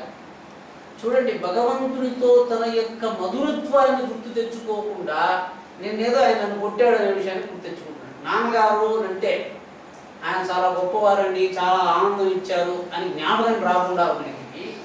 మా నాన్నగారు చిన్నతనంలో ఒకసారి నన్ను కొట్టారు, అప్పుడెప్పుడో సైకిల్ తీసివ్వమంటే తీసివ్వలేదు, ఈ జ్ఞాపకం పెట్టుకున్నాడండి ఎవరు. ఇదండి సంస్కారం. మీకు ఇది బాగా ఇది అర్థమైపోతుంది. బాగా నాన్నగారు అనే శబ్దం వస్తే మీకేం జ్ఞాపకం రావాలండి? నాన్నగారు పేరు వింటే మీకు ఏం తీసిలేదు, ఏం చేయలేదు, ఏం జరగలేదు జ్ఞాపకం పెట్టుకున్నవాడు ఒకడు ఉన్నాడు. వాడు సంస్కారం. ఏం జరిగింది, ఏం పొందాం, ఎంత సంతోషించాం, ఇది జ్ఞాపకం రావట్లేదు. అంటే పరమాత్ముడి యొక్క సన్నికర్షణ అందరికీ ఉన్నప్పటికీ కూడా మనకు పరమాత్ముడి యొక్క సాన్నిహిత్యము బోధకు రావటం లేదు. ఇదని మీకు తెలియాలి. ఈ బోధ కలిగించడానికి గురువు యొక్క శక్తి చెప్తున్నాడండి. ఏ సంస్కార ఉద్బోధ వాడితే పరమాత్ముడి యొక్క ఆనందం మీకు ఉత్కర్ష కలుగుతుందో ఆ సంస్కారాన్ని ఆయన వాడతాడు. ఏ సంస్కారం వాడాలి? ఇప్పుడు దీన్ని చూస్తే నాకు గుర్తొచ్చింది అని చెప్పాను కదా నేను. ఇది చూస్తే భగవంతుడు జ్ఞాపకం వస్తాడు, ఇది వింటే భగవంతుడు జ్ఞాపకం వస్తాడు, దీన్ని పట్టుకుంటే భగవంతుడు జ్ఞాపకం వస్తాడు. ఇదండి స్మృతి ఉద్బోధ. పరమాత్ముడు స్మృతి విషయం కాదు అని చెప్తే అప్పుడు వెళ్ళిపోతాడు. స్మృతి ఉద్బోధ కలగాలంటే భగవంతుడు నష్టో మోహో స్మృతిర్ లబ్ధ అని భగవద్గీతలో ఒక శ్లోకం ఉంటుంది. నష్టో మోహో స్మృతిర్ లబ్ధ అంటే ఇప్పుడు భగవంతుడిని పొందడానికి మన దగ్గర ఉన్నది ఏమిటి? భగవంతుడు మనకు తెలియబట్టం లేదు. అప్పుడు ఆయన ఏమన్నాడంటే, నీకు మోహం పోతే భగవంతుడు గుర్తుకొస్తాడు అని భగవద్గీతలో చెప్పాడు. నష్టో మోహో స్మృతిర్ లబ్ధ. మోహం పోయింది అంటే స్మృతి వస్తుంది. మోహం ఏమిటి? నాయన గారు చెప్తే కొట్టిందే జ్ఞాపకం వస్తుంది, ప్రీతి రాకుండా. సింపుల్. మనకి చిన్నతనం ఇప్పుడు మనకి నేనే యోచించుకుంటూ ఉంటానండి. మా అన్నగారు ఉన్నారు, చిన్నతనంలో ఉన్నప్పుడు నాకు ఏదో కించ ఉండేది, మెల్లగా పోతున్న కొద్దీ ఆ కించపోయి ఆనందం జ్ఞాపకం వస్తుంది. మీకు అంటే ఎందుకు పోయింది? ఆ సంస్కారం మనం విడిచిపెట్టి వెళ్ళిపోయింది. అంటే దీన్ని చూస్తే నాకు కోపం వస్తుంది అనే సంస్కారం నన్ను విడిచిపెట్టేసింది. మీకు అర్థమైంది కదంటే, ఒక పదార్థాన్ని కొన్ని రోజులు మీరు తినటంలే, ఉన్నటువంటి దాని మీద ప్రీతి వచ్చింది. ఎందుకు వచ్చింది అంటే, మా అక్కగారు ప్రతిరోజు నాకు ఒక 3 నెలలు పాలు ఇచ్చేది, వద్దని చెప్పి. ఉన్నట్టు 3 నెలల కదా పాలు తీసుకురా రాత్రి ప్రతిరోజు పాలు అని చెప్పి, నా ఆహారం పాలు అని చెప్పి. ఏమిరా ప్రతిరోజు మారుస్తూ ఉన్నావు, వారం రోజుల క్రితం మజ్జిగని చెప్పావు, ఇప్పుడు పాలని చెప్తున్నావు, ఇట్లా మారుస్తూ ఉంటే నాకు విసుగ్గా ఉంటుందంటే నేను చెప్పాను, సంస్కారాన్ని నేను ఉద్బోధ చేస్తున్నాను. ఈ పదార్థం చేత, ఈ పదార్థం తింటేనే నాకు అది వచ్చేస్తుంది అని అంటే నేను బద్ధుడిని. మళ్ళీ అట్లా కాదు, ఈరోజు పాలు తాగుతున్నాను కదా, పాల నుంచే కాదు మట్టి నుంచి కూడా బలం తీసుకోగలడు అనేవాడు అవధూతగా పరిణమిస్తాడు. మట్టే బలం, కానీ మనకేమైంది? పాలు తాగుతూ పాలు ఉంటేనే నేను బలాన్ని పొందుతాను మనం అనుకున్నాం. అంటే లోకంలో అన్ని శక్తులు ఉన్నాయి, కేవలం మనకేంటంటే ప్రాణము అన్నంతో శక్తి తీసుకునే విధానమే మనకు తెలుసు. జీవులకి, వృక్షాలకి ప్రకాశం నుంచి తీసుకోవడం తెలుసు, మట్టి నుంచి తీసుకోవడం తెలుసు. ఇవి కూడా బలాన్ని తీసుకొని, అంటే ఒకడు డబ్బు చూసుకుని బలవంతుడుగా ఉంటాడు. డబ్బు ఉంది అంటే వాడు వీరుడు మాదిరి తిరుగుతూ ఉంటాడు, అసలు లెక్క పెట్టండి ఎవరిని. వాడు ఏమండి అని పోతుంటే గుర్తులుగా వస్తుంది. ఏమండి కోటీశ్వరుడు అండి, డబ్బు ఉందండి, జనాలు వస్తున్నారు అంటే వాడు డబ్బు బలం అన్నమాట. ఒకడు ఏం లేదు మామూలుగా పోతుంది, ఏమండి ఆయన అవధూతండి అయిపోతున్నాడు. అంటే మట్టి తినడం వల్ల బలాన్ని సంపాదించడం వల్ల ఉన్న గొప్పతనాన్ని పట్టుకుని ఆయన గొప్పవాడుగా తిరుగుతున్నాడు. ఐ వాంట్ జస్ట్ మీకు సంస్కార దోషాలు చెప్తున్నాను. కాబట్టి సర్వజ్ఞత అంటే ఏంటండి అంటే ప్రతి పదంలోనూ బలం. దేంట్లో అంటే ఏది తీసుకున్న బలం అంటే పరమాత్ముడు అండి. ఏది విన్నా భగవంతుడే. మీకు ఉద్బోధ కలిగింది అనుకోండి, అన్ని సంస్కారములు పరమాత్ముని లక్షిస్తున్నాయి. ఒకడికి పాలు తాగితే నిద్ర వస్తుంది, ఒకడికి పాలు తాగితే మేలుకుంటాడు, ఒకడు కాఫీ తాగి నిద్రపోతాడు. సంస్కారాలు అంటే పదార్థం వల్ల మారిపోతున్నాయి. అంటే నేను ఇవన్నీ మీకు మెల్లగా ఒకటిగా చెప్తాను. అంటే మన సంస్కారాలు మనం రాసుకోవాలి. ఈ సంస్కారాన్ని మనకు లోక విరుద్ధంగా ఉంది అనేది లోకంలో విడిచిపెట్టండి. మీకు అర్థమైంది కదండి. లోకంలో లోక విరుద్ధంగా ఉన్న సంస్కారాన్ని ఏ సంస్కారాన్ని ఎట్టు విడిచిపెట్టాలి అది మళ్ళీ ప్రశ్న. సంస్కారం విడిచిపెట్టాలి కదా. ఒక సంస్కారం నేను చెప్పాను, పులిని చూస్తే పరిగెడతారు, సభాకంపం వస్తుంది. ఆ సంస్కారం వదిలేయాలి. వదిలేశారనుకోండి మీరు బలవంతులైపోతారు. అంటే మామూలుగా మాట్లాడుతూ ఉంటారండి. ఇప్పుడు మా అన్నగారు ఉన్నారు, అంటే ద్రావిడో నాస్తి మధ్య మహా, మా ఇంట్లో మాట చెప్తారు. వాడు అన్నీ చదువుకున్నాడు, అన్ని వ్యవహారాలు చదువుకున్నాడు, వ్యక్తం చేయడు. వ్యక్తం చేయటం లేదండి. ఎందుకు వ్యక్తం చేయటం లేదు? వ్యక్తం చేయడానికి భయం, సంస్కారం. మామూలుగా మనం చెప్తూ ఉంటామండి, క్రికెట్ జరుగుతూ ఉంటుంది, ఒకడు కూర్చుని సరే ఇప్పుడు అనుకున్నారా 6 కొడతాను అంటాడండి. కొట్టేసిన తర్వాత ఒకడు ముందరే చెప్పేస్తాడు 6 కొట్టేస్తాడో అని చెప్పేస్తాడండి. ఇంతే భేదం కదా. అంటే వ్యవహారం ఇక్కడే మారిపోయింది. ఏమని వాడు అనుకుంటాడు, చెప్పడు. ఎక్కడ దోషం వచ్చి మీరు కూడా అందరూ అనుకుంటూ ఉంటారండి. అవునా కదా. ఇప్పుడు క్రికెట్ ఆడుతూ ఉంటే మీరు 6 కొడతాడో అని మీరు అనుకున్నారండి, అక్కడ కొట్టాడు. మీరు అప్పుడు ఏమనిపించింది? అనుకున్నవన్నీ జరుగుతున్నవి, సంస్కారం. ఇప్పుడు 6 కొడతాడు అంటే జ్యోతిష్ అట్లా నేను అట్లే ఉన్నాను, పోతున్నాను, మనసులో వచ్చాడు. నీకు గెలుస్తాడా ఓడిపోతాడా? గెలుస్తాడు, ఓడడు, చెప్తూ ఉన్నాము. అంటే అనుకున్నవి చెప్తున్నాం, చెప్పినవి జరుగుతున్నాయి. ఇది లోక వ్యవహారం. ఈ విధంగా జరుగుతుంది అనుకోండి, ఆయన చెప్పినవన్నీ జరుగుతూ ఉంటాయి కాబట్టి ఆయన చెప్పే వింటూ ఉన్నాం, లోపం ఆయన చుట్టూ కూర్చుంటాడు. ఇది సంబంధం. ఈ సంబంధం అయితే నిలబడదండి ఎక్కువగా అని నేను మనం చెప్తాను. అంటే జ్యోతిష్ శాస్త్రానికి కేవలం ప్రశ్న వచ్చినప్పుడే సంబంధం వస్తుంది, మళ్ళీ లేచిపోతుంది ఆ సంబంధం. అంటే అనుకున్నవి చెప్తూ ఉంటాడు, అనుకున్నవి జరుగుతూ ఉంటాయి అని 2 సంస్కారాలు కలిగిన వాడికి అనుకున్నవన్నీ చెప్పటానికి ఉన్నటువంటి ప్రతిబంధం ఉంటుందండి. అనుకున్నారు కదా, ఎందుకు చెప్పలేదు? ప్రతిబంధం. ప్రతిబంధం ఏమిటి? అనుకున్నది చెప్పడానికి మీకేమిటి అడ్డం? మా అన్నగారు చదువుకున్నారండి, వాడు చెప్పగలడు. ఎందుకు చెప్పటం లేదు? వాడు చెప్పింది జరగలేదు అని ఎదురు చెప్తే వాడు తట్టుకోలేడు. మీరు చెప్పాడు చెప్పింది జరగదు, అనుకున్నది చెప్పాలి అంటే అది జరుగుతుందా లేదా నా వ్యవహారం కాదు, పరమాత్ముడు చేస్తున్నాను నేను అనుకోలేదు. వేదం ఇక్కడే నైగశ్చిత్ క్షణమపి జాతు తిష్టత కర్మకృతు అని అంటే కార్యతే శివశక్తర్మ సర్వ ప్రకృతి గుణే అంటే అనుకున్నాను చెప్తున్నాను, అనుకున్నది చెప్తాను, అనుకున్నా చెప్పను. సంస్కారాలు ఇవి కూడా. అనుకుంటూ ఉంటారు, ఏది వ్యక్తపరచరు. అనుకున్నది చేస్తాడు ఒకడు, చెప్పడు. ఎందుకంటే దీనికి అనుకున్నవి చేస్తాడు అని చెప్పిన వాడికి కృతకృత్యుడు అని పేరండి. అనుకున్నవి చెప్తాడు వాడు కృతజ్ఞుడు అని పేరండి. అంతే కదా. అనుకున్నాడు అంటే చేయవలసిన దాన్ని చెప్తున్నాడండి ఒకడు, చేసిన దాన్ని చెప్తున్నాడండి రెండోడు.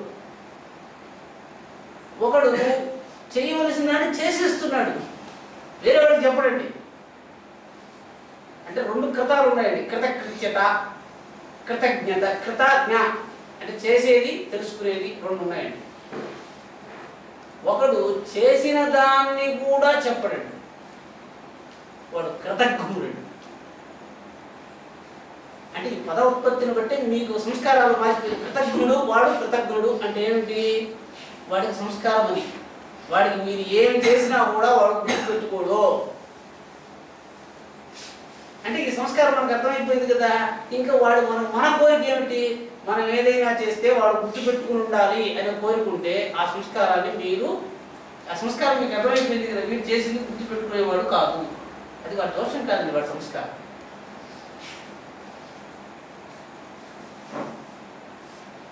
చేసింది గుర్తుపెట్టుకునేవాడు కాదు. ఇప్పుడు చేసింది గుర్తుపెట్టుకునేవాడు కాదు అంటే ఎవరు చేసింది? మళ్ళీ ఇవన్నీ మీకు సంస్కారాల్లో వేసుకుంటూ వెళ్ళాలి.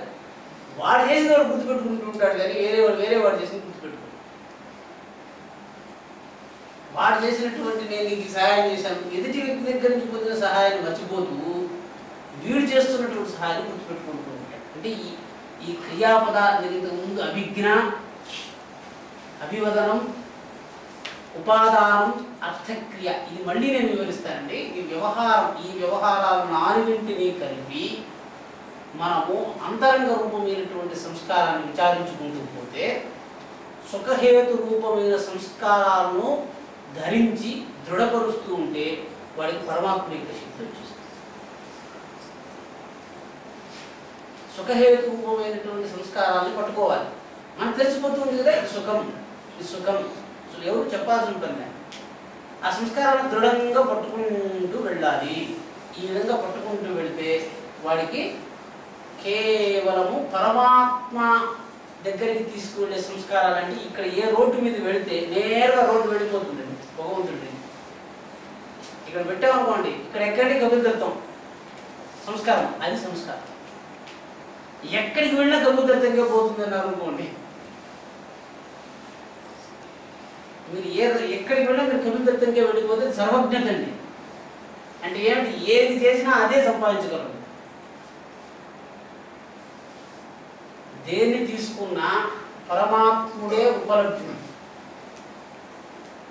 దూషించిన, స్తుతించిన, భక్తి చేసిన, శత్రుత్వం వచ్చిన, శరీరంలో కష్టం వచ్చిన, ఏది జరిగినా భగవంతుడు మీకు స్మృతికి వస్తున్నాడు అనుకోండి. అందుకే చెప్తున్నాడండి భక్తి యోగంలో, అభ్యాసేప్యసమర్థోసి మత్కర్మ పరమోభవ మదర్థమపి కర్మాణి కుర్వన్ సిద్ధిరవాప్ససి. మామూలుగా ధనవంతులు వాళ్ళు ఏం చేస్తుంటారు, ద్రవ్యం ఉంది ఖర్చు పెట్టి భగవంతుడి కోసం ఖర్చు పెడుతున్నాము అని అనుకుంటున్నారు, అంతే కదా. ఉన్నదాన్ని ఖర్చు పెడుతున్నారు, ఇది భగవంతుడి కోసం ఖర్చు పెట్టాము అని అనుకున్నారండి. ఇప్పుడు అడిగాడు, డబ్బు లేని వాళ్ళు ఖర్చు పెట్టి ఎవరెవరు ఖర్చు పెడుతుంటారో అది కూడా నేను ఖర్చు పెట్టినట్టు అనుకోండి స్వామిని అనుకోమన్నాడు. అనుకోవటమే కదా. అభ్యాసే యసమర్థోసి మత్కర్మ పరమోభవ మదర్థమపి. నువ్వు ఏది చేస్తున్నా ప్రత్యేకంగా ఇదే చేయాలని లేదు. ఎందుకని? భగవంతుడి కమ్యూనికేషన్ అవసరం అండి. మీరు ఇది చేశాను కాబట్టి మీకు నా పట్ల ప్రీతుంది అని చెప్పే కమ్యూనికేషన్ ఎందుకు క్రియేట్ చేయాలి అని చర్చ ఉంది. కమ్యూనికేషన్ అంటే మనస్సులో వచ్చింది వాక్కుకు తెలిస్తే కమ్యూనికేషన్ అండి కదా. దట్స్ వాట్ పరాపశ్యంతి మధ్యమా వైఖరి. శక్తి అంటే ఏమిటంటే మీకు బాగా చెప్తాను. మీ అందరికీ పరావాక్కు గోచరిస్తూ ఉందని, కాకపోతే మీకు పశ్యంతి రూపమైన శక్తి లేదు కాబట్టి అది పశ్యంతిగా మారదు. పుణ్యశక్తి అంటే ఏమిటంటే పరావాక్కుని పశ్యంతి రూపంగా చూడగలిగిన వాడు పునీతుడు. పుణ్యం అండి. ఎట్లా? అది పరావాక్కుగా ఉంది, వాడు దాన్ని తీసుకుని నువ్వు ఎక్కడైతే మట్టిని తిని చెట్టు పండుగ ఇస్తే మనం తింటున్నాం. పరావాక్కు పశ్యంతిగా మార్చుకోగలడు. అంటే ఏమిటి? భగవంతుడి యొక్క వాక్యాన్ని వాడు శబ్దార్థాలతో చేకూరుస్తాడు. ఎవరు చేశారు ఈ పని? వ్యాసుడు చేశాడు. అంటే అవ్యక్తంగా ఉన్నటువంటి జ్ఞానాన్ని ఆయన శబ్దాలతో పెట్టి వ్యక్తం చేశాడు. చూసారా? అంటే ఏమిటి? జ్ఞానం ఎక్కడో ఉండింది. జ్ఞానం అంటే ఏమిటి? అంత జ్ఞానాన్ని శబ్దార్థాలతో అన్వయం చేసి దాన్ని జ్ఞానరూపంగా ఉన్నదాన్ని, అంటే పరారూపంగా ఉన్నదాన్ని మధ్యమా రూపానికి తీసుకొచ్చి పశ్యంతిగా వ్యక్తం.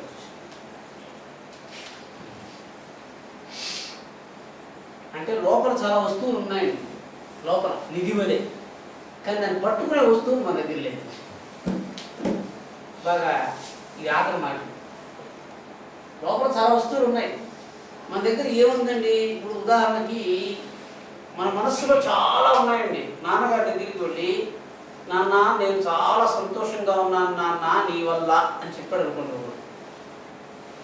అంటే ఏమిటి అర్థం? స్తుతి అని చెప్తున్నాము. భగవంతుడికి స్తోత్రాలే చెప్తున్నాం కదా. ఎక్కడైనా దూషణ చేస్తున్నాం భగవంతుడిని? చేయటం లేదు కదా. అంటే భగవంతుడి దగ్గరికి వెళ్ళి భగవంతుడి యొక్క అప్రియ వ్యవహారాన్ని భగవంతుడికి జ్ఞాపకం చేయడం అంటే అది మనకి ఇష్టం అని అర్థం. భగవంతుడి అంతే కదా. నేను ముందు చెప్పాను కదా, స్తోత్రాల్లో ఎక్కడైనా ఒక స్తోత్రం అన్నారు ఉంటుంది. ఏది మనము వినటానికి ఇష్టపడతామో అది భగవంతుడికి వినిపిస్తున్నాం అంతే. మీరు ఎక్కడైనా నువ్వు జనాన్ని చంపేశావు, నాశనం చేసేసావు, ప్రళయం తెప్పించావు, కేవలం కొన్ని చోట్ల మాత్రమే చెప్తామని. వాళ్ళు సత్యవాదం, వాళ్ళు అట్ట చెప్పినా కూడా సంతోషపడతారు. భగవంతుడి స్తోత్రంలో ఏ వాచకాలు ఉండొచ్చు, ఎందుకని ఈ వాచకాల వల్ల మనకు సుఖం ఉద్బోధ కావడం లేదు కదా. ఇప్పుడు గురు బ్రహ్మ అని చెప్పాం కదా, గురువు బ్రహ్మని చెప్పటం వల్ల మీరు చేయాలనుకున్న వ్యవహారం ఏమి యోచించండి. నేను చెప్తాను సందర్భం. గురు విష్ణు అన్నారు, ఏమిటండి? ఎందుకంటే శుక్లాంబరదనం విష్ణు, ఆ విష్ణువుకి గురు విష్ణు అనే దానికి డిఫరెన్స్ ఏమిటి తెలియాలి.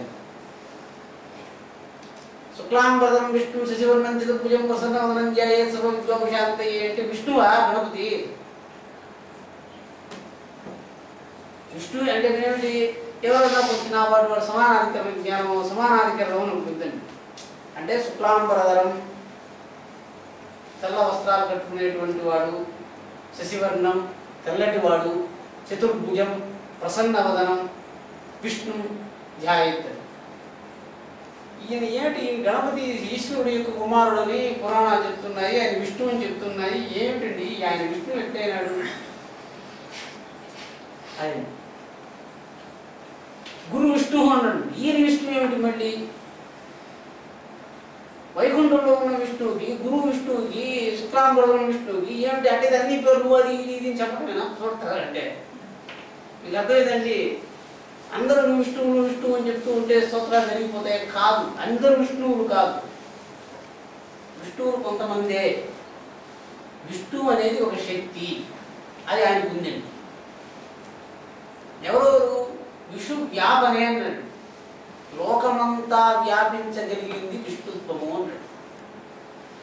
గురువు విష్ణువు అని చెప్పినాడు అంటే ఆయన లోకమంతా వ్యాపించగలిగిన వాడు, ఒక చోట నిలబడాలి.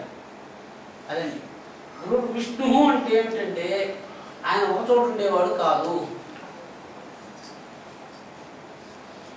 బ్రహ్మ అంటే ఏమిటి? బ్రహ్మ అంటే మనకు బర్హణము, బ్రహ్మణము.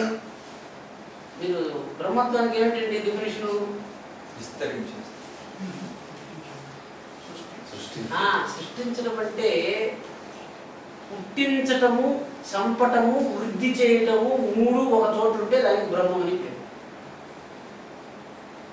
అందుకే ఊర్ధ్వమూల మదశాకం అశ్వత్థం ప్రావృద్యం జందాంసి యస్య పర్ణాని యస్తం వేద సవేదం.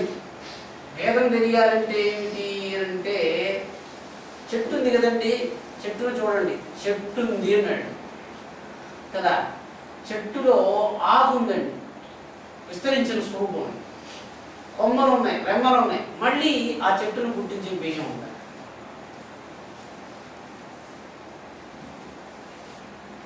ఈ మూడు ఉంటే బ్రహ్మం అంటే కాదన్నాడు. పుట్టడానికి కావలసిన మట్టి దాంతో చేరలేదు కాబట్టి వృక్షం బ్రహ్మం కాదు. ఆధారము, ఆధేయము, వృద్ధి మూడు ఒకటి అయిపోతే అది బ్రహ్మం అయిపోతుంది. గురు బ్రహ్మ అంటే ఏమిటి? గురురాది అనాదిశ్చ గురుశ్చ బ్రహ్మదైవతం గురుమంత్ర సమో నాస్తి తస్మై శ్రీ గురవే నమః. గురురాది ఆయన ఆదిండు, అనాది అంటే ఈ యొక్క వాక్యంలోనే విపరీతం ఉందండి. ఏమిటి? ఆయన మొదలు అన్నాడు, మొదట ఆయన అసలు మొదలే లేనివాడు అన్నాడు. ఈ రెండు వాక్యాలు మీరు మళ్ళీ యోచిస్తే నేను చెప్తాను. గురురాది అనాదిశ్చ గురుశ్చ పరమదైవతం గురుమంత్ర సమో నాస్తి తస్మై శ్రీ గురవే నమః అంటే ఆయన మొదలండి అన్నాడండి. మొదటి వాక్యం మొదలే కాదు, మొదలు కూడా లేనివాడు అన్నాడు. అంటే బాబు అంటే ఎంత చెప్తారండి ఈ వాక్యానికి అన్వయం? మీకు అర్థమైందండి. గురువు మొదలు అని చెప్పిన తర్వాత ఆయనకు మొదలు లేదండి, కానీ ఆయన అన్నింటికీ మొదట్లో ఉంటాడు. అదంటే గురువు ఆయన మొదలు లేనివాడు, కానీ ఆయన అన్నిటికీ మొదట్లో ఉంటాడు. కాబట్టి గురు బ్రహ్మ అని చెప్పారంటే ఏమిటి? మూడు ఆయనలో వ్యాపించింది అనే జ్ఞానం మీకు వచ్చింది అని అంటే అప్పుడు గురువు బ్రహ్మ అని చెప్పారు. లేకపోతే ఊరికే చెప్తున్నట్టే. అట్టారా అంతే కదా. ఉనికి చెప్పడం వల్ల ప్రయోజనం లేదు కదా. గురు విష్ణు ఆయన అన్ని చోట్ల వ్యాపించున్నాడంటే మీరు ఏం చేయాలి? మీ ఇంట్లో కూర్చొని గురువు గారిని చూస్తున్నామనంటే చంద్రశేఖరనో గోవిందనో బాబానో ఈయన బాబాగా ఉన్నాడని చూడటం కాదు. గురువు అంటే గురువునే చూడాలి. అన్నంలో బలం ఉంది, పిష్టే బలం, గోధుమాయాం బలం, అన్నింటిలో బలం ఉందండి. గోధుమల్లో బలం ఉంది, పిండిలో బలం ఉంది, పాలలో బలం ఉంది. బలాన్ని చూడాలి కానీ పిండిని కాదు. పాలని కాదండి, పాలలో ఉన్న బలాన్ని చూడాలి. అన్ని చోట్ల బలాన్ని చూడటం ఎట్లా తెలుసో సమస్త తత్వముల్లోనూ గురుత్వాన్ని చూడటం తెలిస్తే మీరు గురు విష్ణువు అని జ్ఞానాన్ని పొందినట్టు అవుతుంది.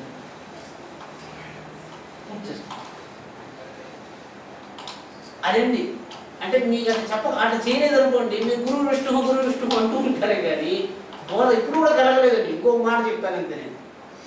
ఇప్పటికీ నాకు కలగలేదు. ఈ వ్యవహారం ఒక్కరు చెప్పారు. అంటే గురు బ్రహ్మ, గురు విష్ణువు, గురుదేవో మహేశ్వర, గురు సాక్షాత్ పరం బ్రహ్మ తస్మై శ్రీ గురవే. అంటే ఇది కూడా ఏమిటంటే పదార్థాల్లో ఉద్బోధ చేయవలసినటువంటి పరమాత్మ స్వరూపుణ్ణి మనం వెతుకుతున్నాం. శబ్దం వల్ల శబ్దాధ్యాయమానస్య పరమాత్మ స్వరూప ఉద్బోధ హేతు ఎట్లా దీంట్లో ఎట్లా వస్తుంది అది తెలిస్తే ఈ శబ్దం వింటే నాకు దేవుడు గుర్తుకొస్తాడు. ఒకడు సాయి ఫ్లోరాపడి ఏం లేదండి, తప్పు కనుకోబాకండి, మీ ఊరికి విచారణ చాలా పెద్ద ఆయనండి.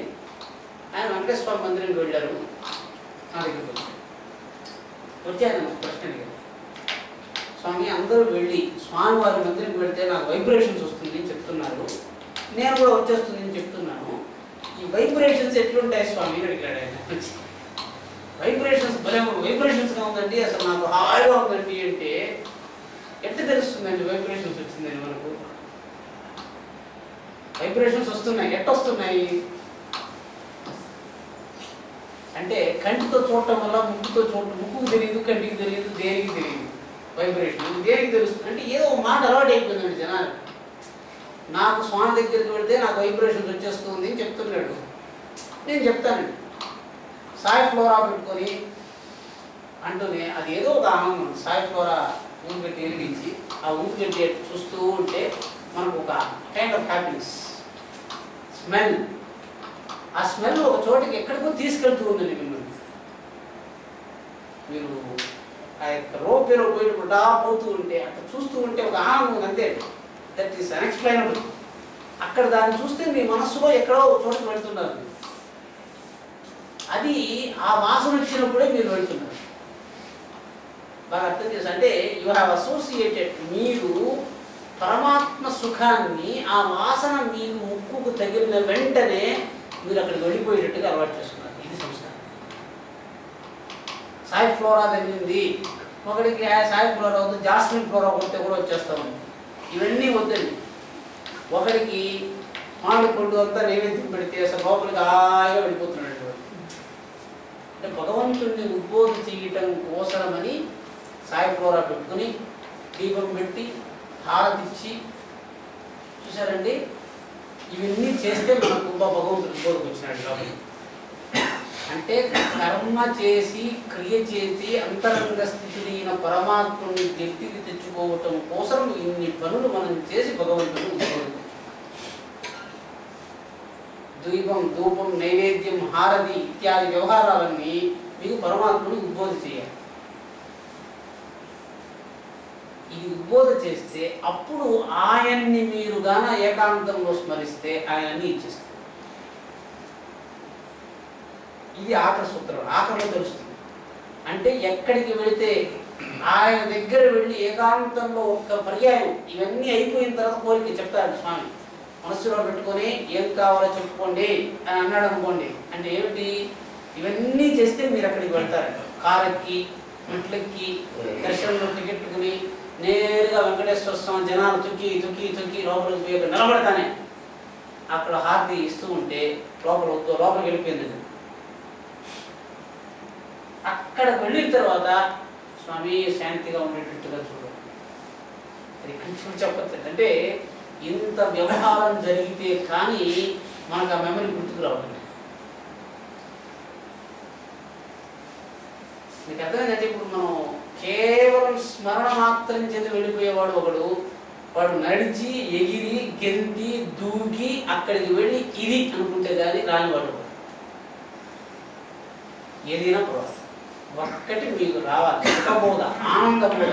ఇది వచ్చేసింది అంటే అది అన్నింటినీ తీర్చేస్తుందండి. ఏ శక్తి శరీరంలో ఉండి ఏన రూపం రసం గంధం శబ్దం స్పర్శాంశ్చ మైథునాం ఏతద్వై కఠోపనిషత్తు. ఈ శరీరంలో ఉంటూ దేని వల్ల శబ్ద స్పర్శ రూప రసగంధాదుల్ని సుఖంగా మార్చగలుగుతున్నావో అది పరమాత్మ. అది లేకపోతే శబ్దం ఉంటే వాడికి తలనొప్పి వచ్చేస్తుంది. అంటే వెంకటేశ్వర స్వామి గుడిలో పనిచేస్తూ బయటకు వచ్చి ఒక భక్తిమాల బీడి తాగితే కానీ సుఖంగా ఉన్నదని వాడు ఒకడు ఉన్నాడు.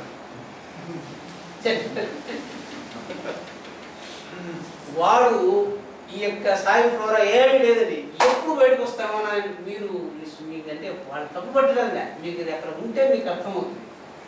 ఈ లడ్డు సెక్షన్లో పనిచేస్తుంటారు చూసినారండి, వాళ్ళు ఊపిరి తీసుకునేటప్పుడు 24 గంటలు లడ్డు వాసన ముక్కులోకి ఎక్కి ఉంటుంది. వాడు ఇదంతా లడ్డు వాసనే చేయడం ఉంటుందండి. వాడికి ముక్కులో శ్వాస జిడ్డుగా ఉండి బరువుగా ఉంటుంది. మనకు 2 నిమిషాలకు పోయి వస్తే హాయిగా ఉంటుంది లడ్డు వాసన.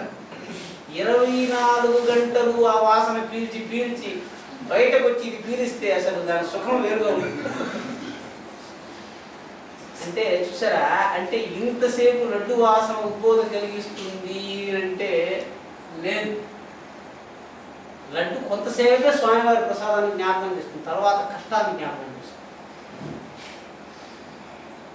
కాబట్టి అంటే మారుస్తూ ఉండాలి. అంటే అన్ని పదార్థముల నుంచి పరమాత్మని పొందాలి, అన్ని శబ్దముల నుంచి పరమాత్మని పొందాలి. మనం ఏం చేసామంటే తిరుపతిలోనే స్వామి అంటే మిగిలిన దేశాల్లో స్వామిని చూడలేదు, మీ సర్వ శక్తి పోయింది. కానీ మొదట ఆయన ఒక చోట తెలుసుకోండి, ఒక పదంలో తెలుసుకోండి, తర్వాత అన్ని చోట్ల తెలుసుకోండి. అన్నంలో బలం ఉంది కదా, బలాన్ని వేరు చేయడం తెలుసుకోవాలి. అంటే ఇప్పుడు అన్నం అన్నాత్ బలం, బలేన తపసా, తపసా శ్రద్ధ, శ్రద్ధయా మేధ. చూసారా, అంటే అన్నం తింటే అన్నం నుంచి బలాన్ని వేరు చేయడం తెలుసుకోండి. బలేన తపసా, బలం చేత తపస్సు చేయడం తెలుసుకోండి.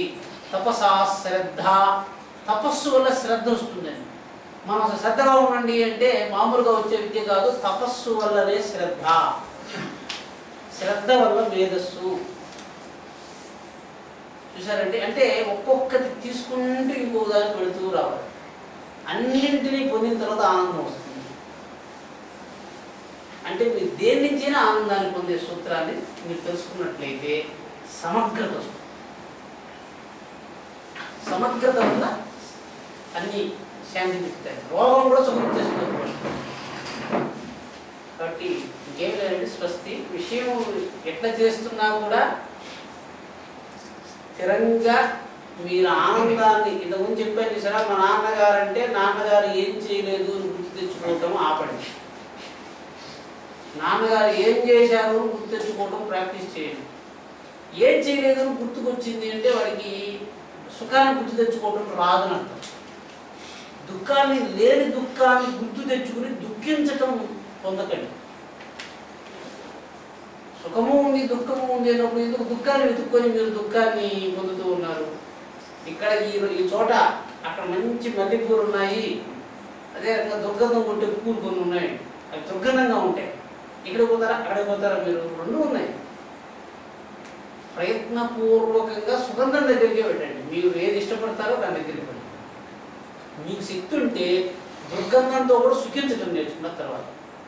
కానీ శాస్త్రంలో చెప్పింది స్మృతి రూపమైనటువంటి పాపాలనే మీరు సుఖించాలి. కానీ మనకు విశ్వనాథాష్టకంలో ఉన్నటువంటి ఆశాం విహాయ భగవంతుడి దగ్గరికి వెళ్ళాలంటే ఒక ఉపాయం ఉంది. భగవంతుడిని లోపలికి తెచ్చుకుంటున్నాం కదా, మనం హృదయంలో తెచ్చుకుంటున్నాం. ఎట్లా తెచ్చుకోవాలి? ఆశాం విహాయ పరిహృత్య పరస్య నిందాం పాపే రితింజ సునివార్య మనస్సమాధౌ. అంటే ఏమిటి? ఆశను వదిలిపెట్టండి, వేరే వాడి గురించి మనకు అనవసరం అండి, ఆశను వదిలిపెట్టేయండి.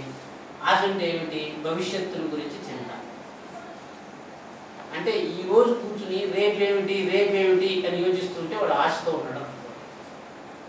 ఇంకేం డబ్బు గురించి కాదండి. ఆశ అంటే ఏమీ లేదు. ఎవడు ఆశతో ఉన్నాడు?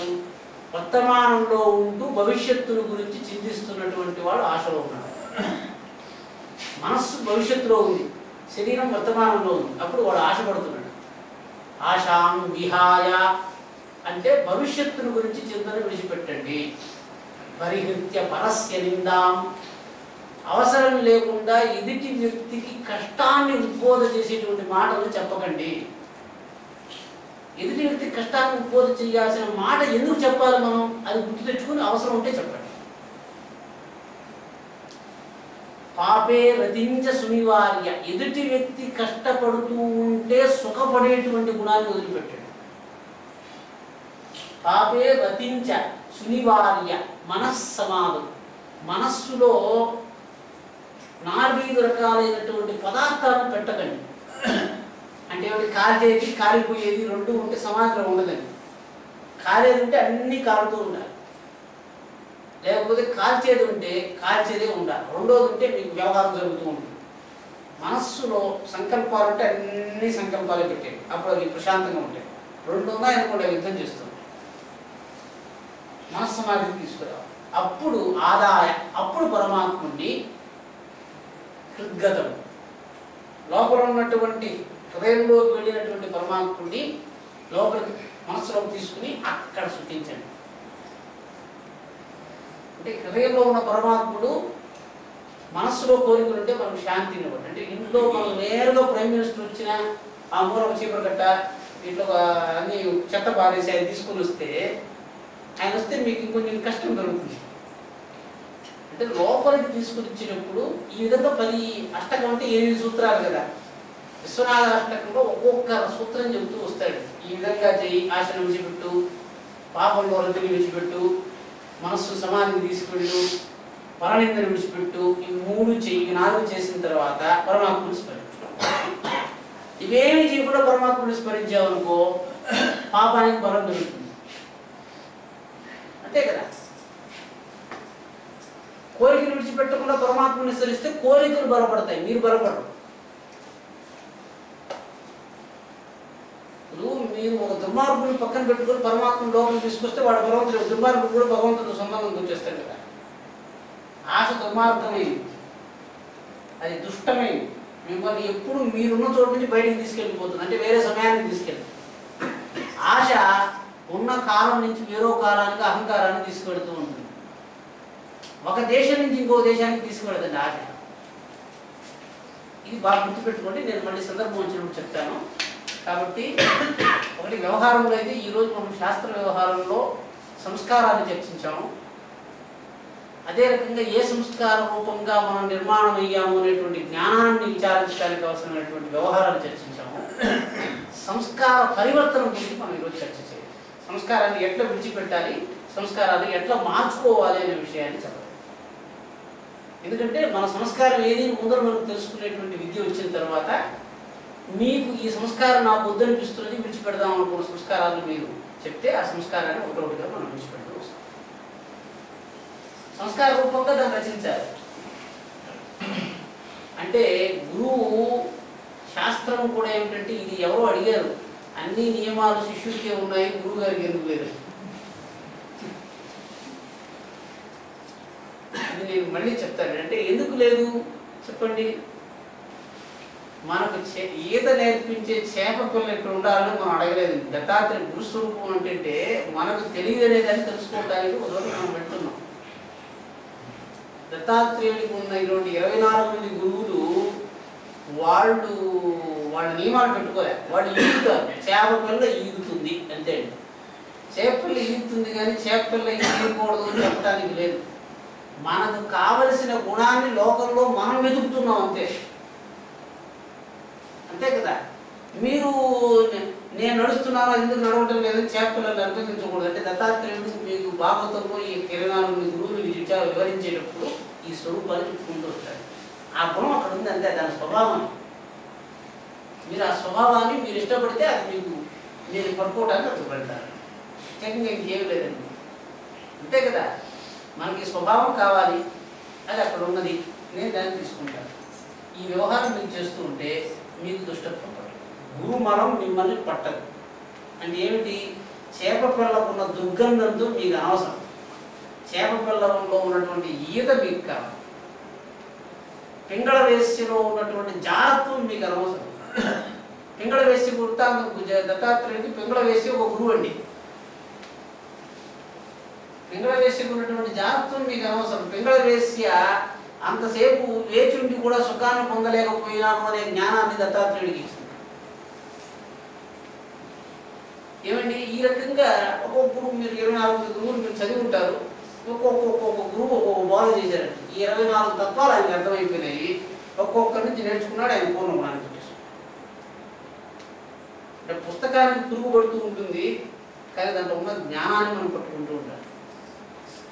పుస్తకాన్ని పురుగు పట్టేస్తుంది, ఈ జ్ఞానం వల్ల దీనికి ఏం ప్రయోజనం లేదు అనేటువంటి వితండ తత్వం చేయకూడదు.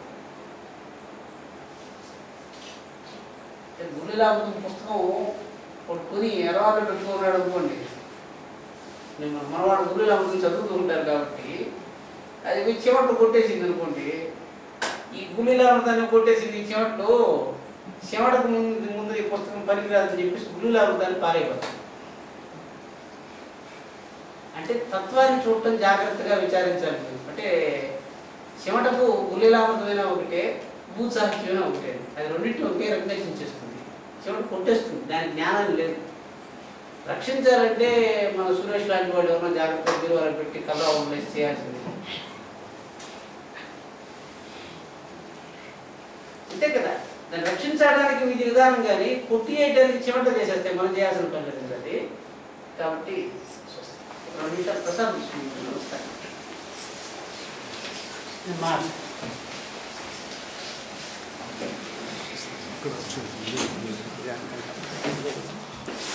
టైం పట్టినా కదా.